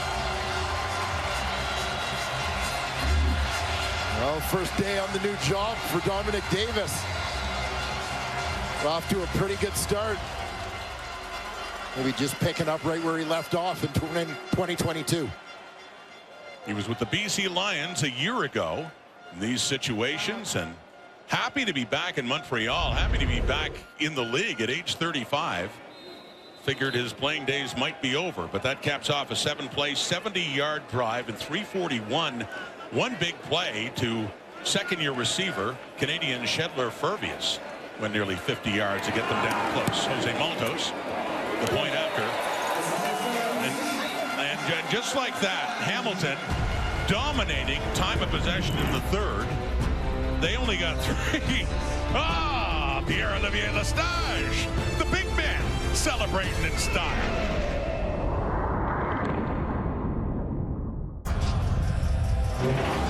We'll take a look back at the big play on that scoring drive. Shedler Furvius, 48-yard gain here, and you're just going to see defensive line gets upfield. He's just going to duck it underneath behind them. It's just a variation of a screenplay with the receiver being the guy who gets in behind that aggressive defensive line. Davis Alexander drops it to him. Big play sets up the Dom Davis touchdown with a quick hitter to David Dallaire in between. Drafted last year in the 5th round. Here's Smoke Harris. He's taken down on that return. A good one up to about the 45. Tyrese Beverett, who admits still circles the calendar to see when he's playing his old team, the Ticats, and it's been a couple of years. Yeah, I mean, he is a guy who shows up, plays hard, approaches every game the same way, as he says, but admittedly, yes, sort of makes a special note when the team that let him get away is the opponent. We see a guy who continues to make a case as a candidate for most outstanding defensive player in this league. He was a great special teams player when he was with the Ticats. Still is a great special teams player. That has caught Shamar Bridges up closer to midfield on that first down. But again, when you talked about it, as that clock ticks, these short passes rack up first downs, time of possession, but they need some quick points. Down now 26-9.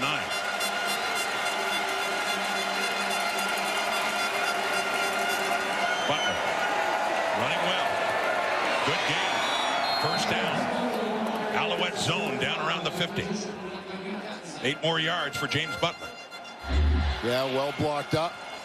Again, the clock continues to run on these plays. As you see, Ticat offensive line working up to Avery Ellis and Darnell Sankey at linebacker level. Into the 48 now. Ticats offense has been moving against this Al D. They are again. Bridges first down and more. Cuts it back inside. Keeps it inside the 30. So here comes Hamilton again. Watch Shamar Bridges, long throw out to that wide side. But he's got a bit of a cushion. Just going to hang out there. Easy pickings for Taylor Powell. Let Bridges do the rest. Get what you can. Bridges has 8 catches for 103 yards, and that one the longest of 20. First and 10 at the Alouette 28. Powell. Time over the middle. Oh, what a beautiful catch by Stephen Dunbar. Taken down right at the 10. 18 more yards. And Hamilton's knocking at the door again. Yeah, I love the body control on this one, as you're going to see Dunbar coming from right to left on your screen, crossing. Ball thrown just a touch behind him. Going airborne, twisting his body back to pull that one in, making a play for his quarterback. Right down at the 10. It's a first and goal. Fourth quarter. They need a touchdown. Powell again has time. Now running around. And throws just to pick up a few more yards. With Butler only about 5 yards ahead of him, he sends it to him to get the distance cut in half as they get it down near the 5. Yeah, you can see Taylor Powell thought about running there. Didn't think he was going to be able to outrace defenders around the corner. So zips it into Butler on the sideline to pick up those yards. So it's 17 points the difference. A little over 10 minutes left. If you don't get the touchdown here, are we in 3-down territory now? Or do they kick the field goal? Well, anticipating that it's going to take long drives to get points against Montreal, I kind of feel like you are in 3-down territory. I agree. See what they do here. Maybe not necessary. Second and goal. Powell. Flag out. And the ball's incomplete. Intended for Dunbar. It falls low. And you did see the flag coming out in the backfield in behind Powell as he was on the move.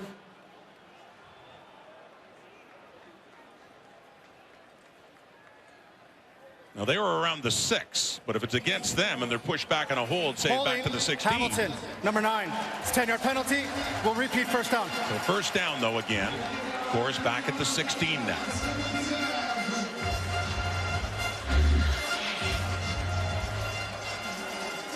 So keeping an eye. James Butler, the running back, as Beverett went inside on him. Sorry, we'll repeat second down. Second down. We'll repeat second down.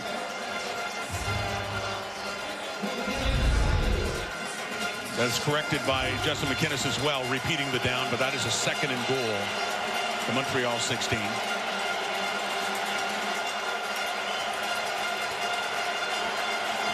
Crowd noise picking up again for Taylor Powell. 3-man rush. Underneath. Luther Hakunavanu! Touchdown Hamilton! The first catch for Hakunavanu on the night. And the biggest play for the Tiger Cats offense. 16-yard touchdown, Hakunavanu. Yeah, he's going to come crossing from the left to right on your screen. Big target. Coverage sitting back a little bit, allowing the easy completion. Hakunavanu gets himself north-south in a hurry into the end zone for the touchdown. Hakunavanu, his 4th touchdown of the season. 4th in his last 5 games. Former Calgary Stampeder. Luther Hakunavanu. They're back to within 10. The late flag is out. We'll sort that out. But with that, much needed touchdown for the Ticats. A 10-point Alouette lead.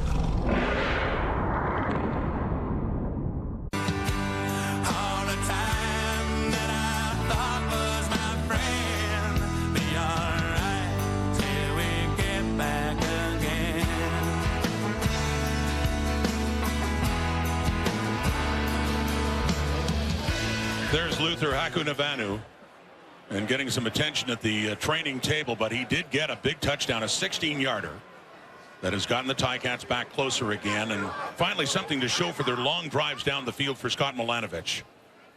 And there's a penalty announced afterwards and the point after. On the previous play, we have offset misconduct fouls against Hamilton, number 69, and Montreal, number 1.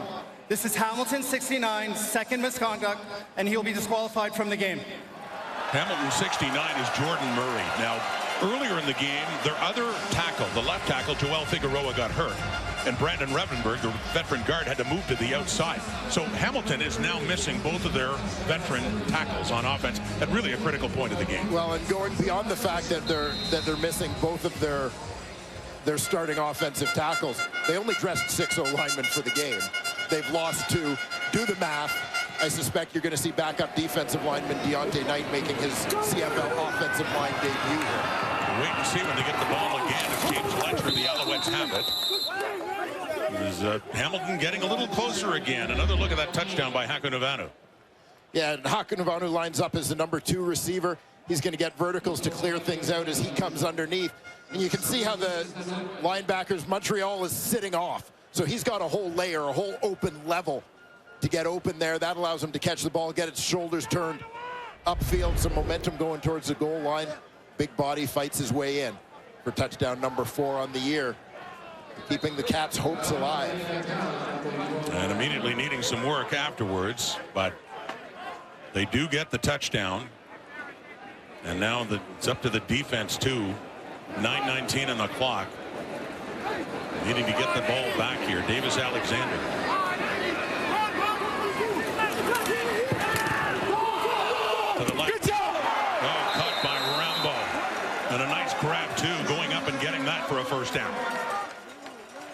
Yeah, right along that sideline.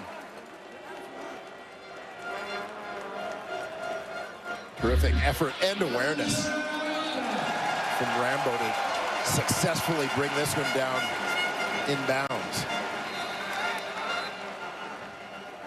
Charleston Rambo, just like a year ago with Austin Mack, starting to really make a name for himself as a newcomer to that Alouette offense. Playing in the boundary wide out position. Here's Walter Fletcher. Breaks a tackle. Jonathan Moxey cuts around, and a good run by Fletcher to get it up to around the Montreal 50. And close to first down yardage. It'll be very short, about a yard away. And this one, after a couple of terrific little jukes and jives from Walter Fletcher, was starting to look like it was going to be a big play, but watch the play by Richard Leonard here. Shedding the block, making the diving tackle before that one turned into a much bigger play. So a 2nd and 2. Alouettes looking to improve to 8-1. They lead the overall CFL standing, 7-1 coming in. Fletcher, first down up near midfield, running well, left side that time.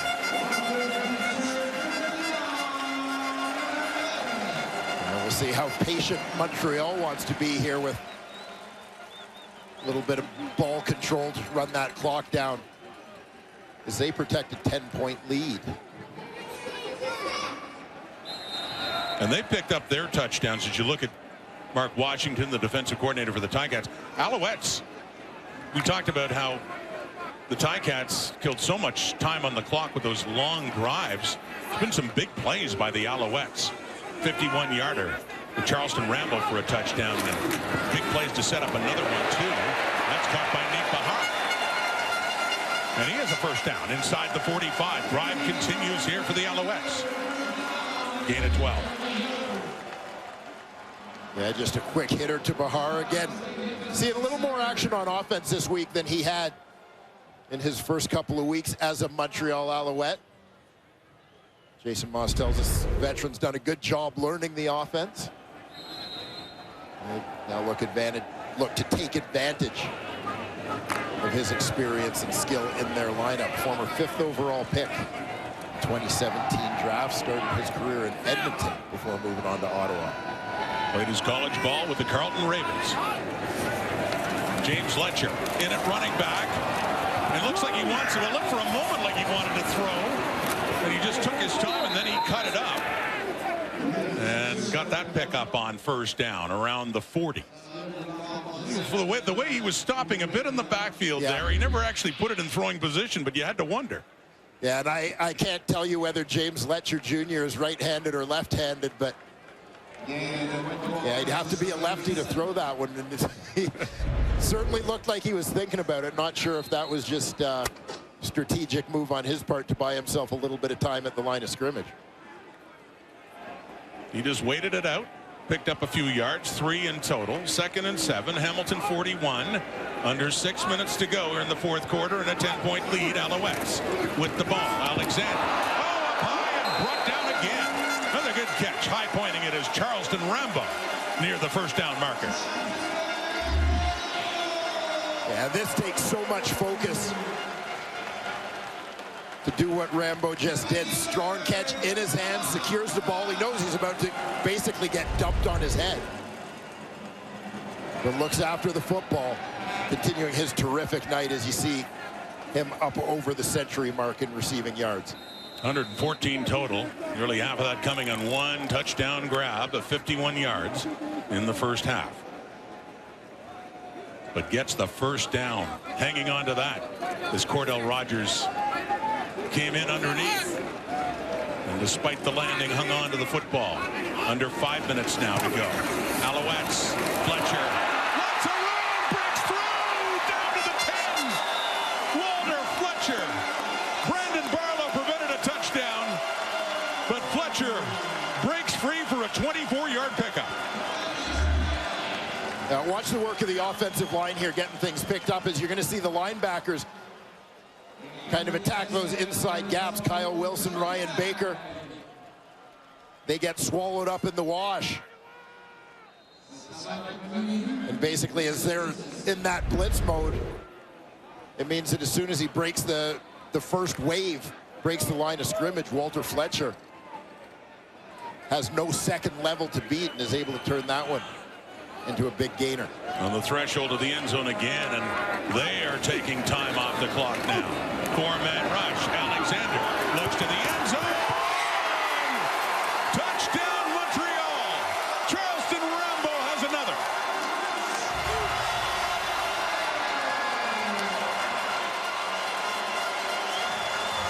Oh, this game is turning into Charleston Rambo's personal highlight film. Just a terrific effort from the Alouette receiver. Big boys get things blocked up front. Nice throwing lane there for Davis Alexander. And again, contested catch in traffic right against the sideline. And Charleston Rambo just does his thing.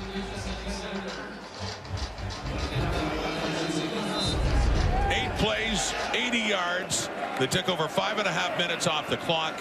And Charleston Rambo has another touchdown catch.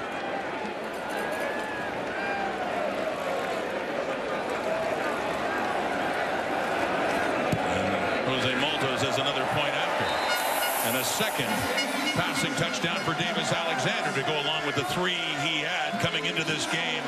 Just his second start. Offense running well, throwing well. Alouettes in charge late in the fourth. We'll look back at the Charleston Rambo touchdown. He starts off as the number 2 receiver here, but through formation and motion, the Alouettes create a favorable matchup for him working on the corner route as he motions in to become number 3, which puts the middle linebacker, DQ Thomas, on him. A route where he's got kind of a double move, bit of an out and up here, and then working towards the corner. Tough one for an inside linebacker to cover. Thomas gets turned around a little bit. Ball well thrown to the outside, nicely positioned. Rambo makes the grab for the touchdown. He has 3 touchdowns in his last 2 games. Had 1 last week, 2 tonight. And he's now up over 400 yards receiving this season. Here's Smoke Harris on the return. Keeps cutting it back, looking for daylight. Here's stringing it out. That one eventually. It is Tyrese Beverett with some words for Smoke Harris after he pushes him out of bounds. All smiles, Charleston Rambo. You know, it's a narrative I think we had even in preseason when Montreal was playing with Ottawa. How are they going to make up for the lost receptions, touchdowns of Austin Mack, who had a great year last year with the Alouettes? Well, he's helping them get by. Yeah, and it has been certainly a part of the Charleston Rambo storyline from the moment he signed, that you look at his background, kind of similar to Austin Mack, guy who big-time NCAA player, had a short stint in the National Football League. Nice snag there by Tim White up at the 50 from Taylor Powell. You know, was going to have an opportunity, but had to work his way up the depth chart in training camp. And Rambo was a guy who, like Mack, impressed early in training camp. And there were all of these parallels. You know, the one difference being he didn't necessarily please reset the clock to 3 minutes, 8 seconds. The way Austin Mack did to start his season in the Canadian Football League. In Rambo's case, the ascent has been a little bit slower, in part because other guys have been healthier. Obviously, Tyson Philpott wasn't healthy at the start of last year. Can Julian Grant had a huge role to start this year, so they didn't have to rely on him the way they did Austin Mack last year. But Rambo certainly showing he has a similar skill level, and you know, as he's been able to get comfortable here in Montreal, has really exploded. Sure looks comfortable tonight. A couple of TDs. There's Powell again trying to secure the football.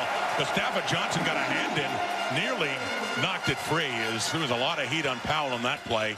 Down to the 3-minute mark left here in the fourth quarter. 3-minute warning has been given. Good defensive play there for the Alouettes. A 2nd and long coming up for the Ticats as Powell close to losing the handle on that one. A reminder, tomorrow in Edmonton, Jake Dolegala makes his first start for the BC Lions, in for the injured Vernon Adams, up against Trey Ford of the Edmonton Elks, who only have 1 win. But that was their most recent game, and Ford was impressive in that one.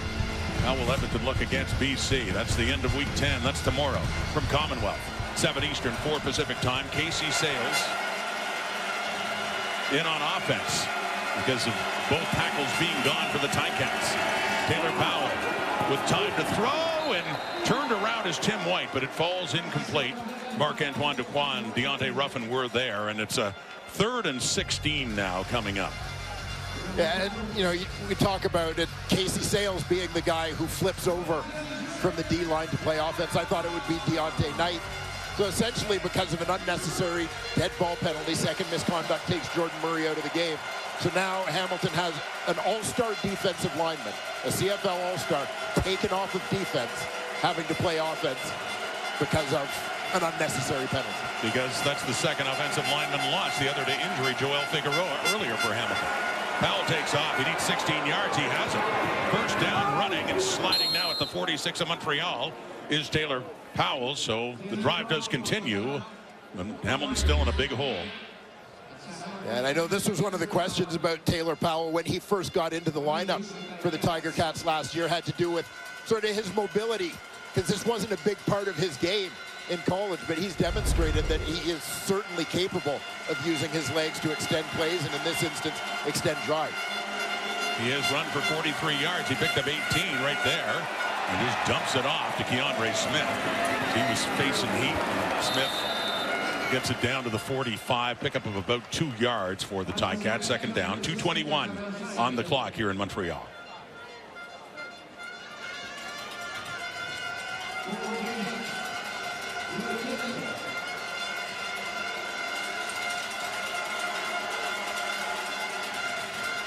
These teams hitting the halfway point of the regular season. At the end of this game tonight, the Ticats are staring at a 2-7 first half. The Alouettes looking to make it 8-1 on top of the CFL. Pressure's coming on Powell. Takes off again. Dylan Wynn, ex-Ticat, is the one to corral him, haul him in after a pickup of 9. First down, Hamilton. Again, as we tick down to about 2 minutes to go in this ball game, not necessarily the time management formula you want, but again, it's the decision of taking what's there for Taylor Powell, which is what you need to do. Flags out on that play intended for Shamar Bridges. Incomplete. Yeah, just came up short on the throw. Didn't get it out there. I wonder if, having not had a lot of game action, a couple of big runs on this possession, if Taylor Powell's maybe feeling a little gassed, if that impacted his ability to get that ball out there on that last one. It is currently the same score as a week ago. That was the final, 33-16 at Tim Hortons Field 1 week ago for the Alouettes. Offside, Montreal, number 91. It's 5-yard penalty, remains first down. So it's still a first down and offside against the Alouettes, but looking more academic now with 1:47 on the clock. There's Isaac Ediemi Berglund with some good years like Derek Wigan with the Calgary Stampeders coming over, first year with Montreal. 1st and 5, Alouette 31. Powell, time, deep, end zone, knocked away. Looking for Tim White, and Wesley Sutton was right there to knock it away and set up a 2nd and 5. Yeah, well thrown ball here by Taylor Powell, and an instance where he's going to push the ball a little bit more than they have, as they obviously need a few scores with not a lot of time to get him. Takes a shot to the end zone. Wesley Sutton able to get back there and do just enough to disrupt Tim White's ability to catch that football. Just caught a bit of it, just enough to prevent the catch from Tim White. 2nd down. To the left. Caught? No. Trying to turn around quickly with the ball is Stephen Dunbar, but moved too soon, and out the ball goes, and 3rd down coming up. Yeah, Dunbar anxious to run before he had this one. Just unable to recover after the bobble. Yeah, you could even see him start to turn his head where he was going before that ball popped out. Cabianento is right there. This is the kind of night the Hamilton Tiger Cats have had, isn't it? 3rd down and 5. Powell down around the 10 and a Great catch by Tim White for the first down to extend this drive. Just shy of the 11-yard line. A 20-yard pickup, Tim White. Yeah, DB Sutton playing with inside leverage. White breaks it out. Perfectly thrown ball from Powell. Nice job by Tim White with Wesley Sutton draped on him to go up and get that one, get his feet down in bounds.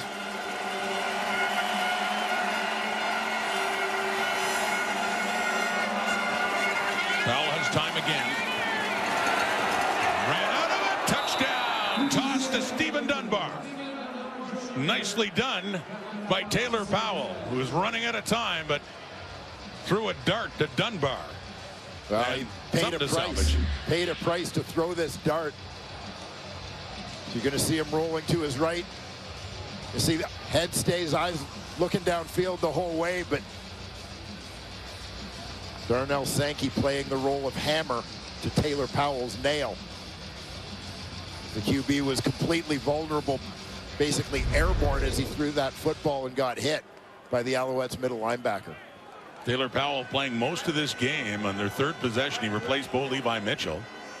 And getting some attention down on the bench. Yeah, the way Sankey came in, and good for him getting rid of the ball the way he did for another touchdown pass, but only 1:20 on the clock left. A point after Leggio to make it a 10-point game again, but still 2 possessions and time running out in the Hamilton Tiger Cats. Here you'll see Stephen Dunbar starts off out wide. Taylor Powell's going to roll this to his right. Dunbar is basically just reacting to the scramble of his quarterback. First bends it out and then bounces back in to find an open window. Powell looking at him the whole way. Just as he gets buried, puts it on the money for his receiver. Ticats have to look back at the way this game started. Just disastrous at the beginning with a fumble, with an interception thrown, with a safety they had to give up on a high snap. Easy enough to say you could on every game, but a few things gone a little differently earlier. We might be talking about a different story. They just haven't been able to get out of this hole too deep in it. The Alouettes happily ahead by 10 still, despite giving up that touchdown. And an onside kick, you would have to think, would be coming up with still Hamilton needing 2 scores.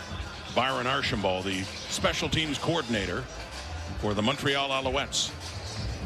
Former Hamilton Tiger Cat draft pick, Byron Archambault. Back in 2015, 17th overall selection. Star linebacker for Danny Machocha at the University of Montreal. So he's got his hands team out. 1:20 on the clock. Ticats need the ball back. Mark Leggio lining it up. See the formation for the Ticats too. On the run, Leggio, the short kick. And coming in to get it, Reggie White. That said hands team. You got a receiver out there and a kick return, understandably so in this situation, to make sure they hang on to the football, and they do. As Montreal takes over, 10-point lead, and 1:20 on the clock. Yeah, this one stays a little more to the inside. Usually you see the short kick out a little bit wider, trying to create a jump ball for some of your own guys. I know Shamar Bridges, for example, was lined up out wide for Hamilton on that one. I think Mark Leggio wanted to push it a little bit more than he did.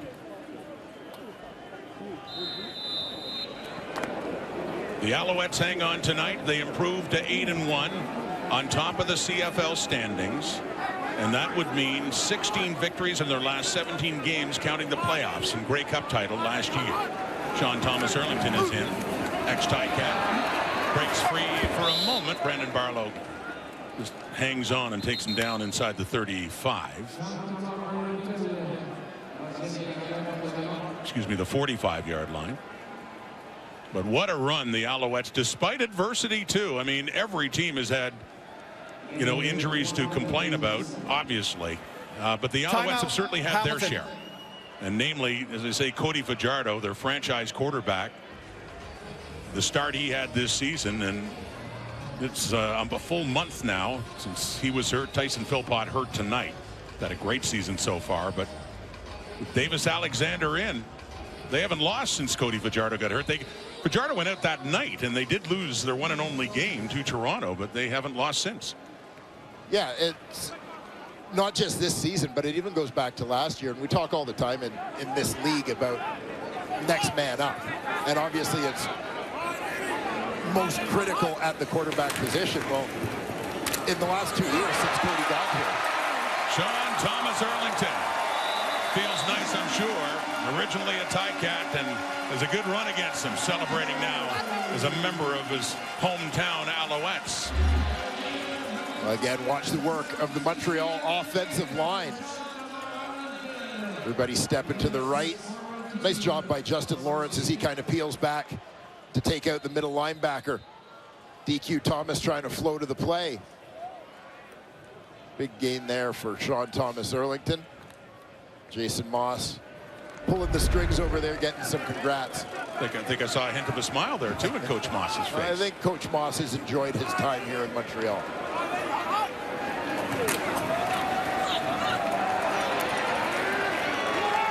Sean Thomas Arlington getting some late game reps against his old squad.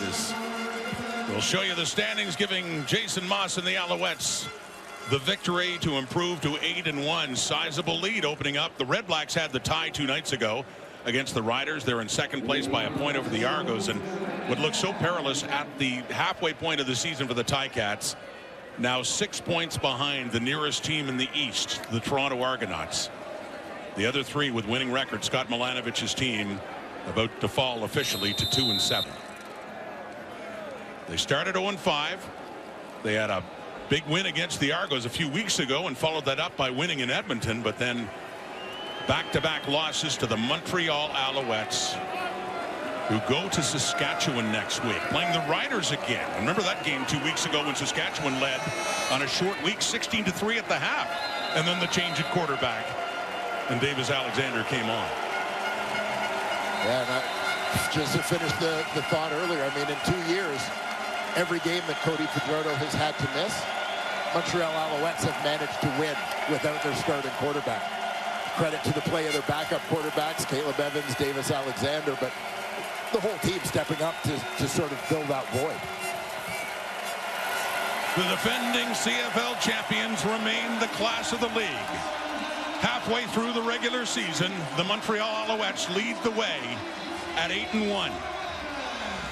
And Bo Levi Mitchell forced to watch after the first 2 possessions with an embrace there for the guy that replaced him, Taylor Powell. Yeah, and I know a tough situation for Bo Levi Mitchell, but, you know, good for him doing what he can to support the rest of his team, and particularly Taylor Powell as they go out and try to win this one. The young guy did a credible job in his second season trying to give his team a chance to win. Unfortunately, the Tiger Cats had just dug themselves too big a hole early to compete with the best team in the Canadian Football League. Well, when it rains, it pours, and that was certainly the case for the Hamilton Tiger Cats. The way this one began tonight in Montreal, nothing seemed to go right.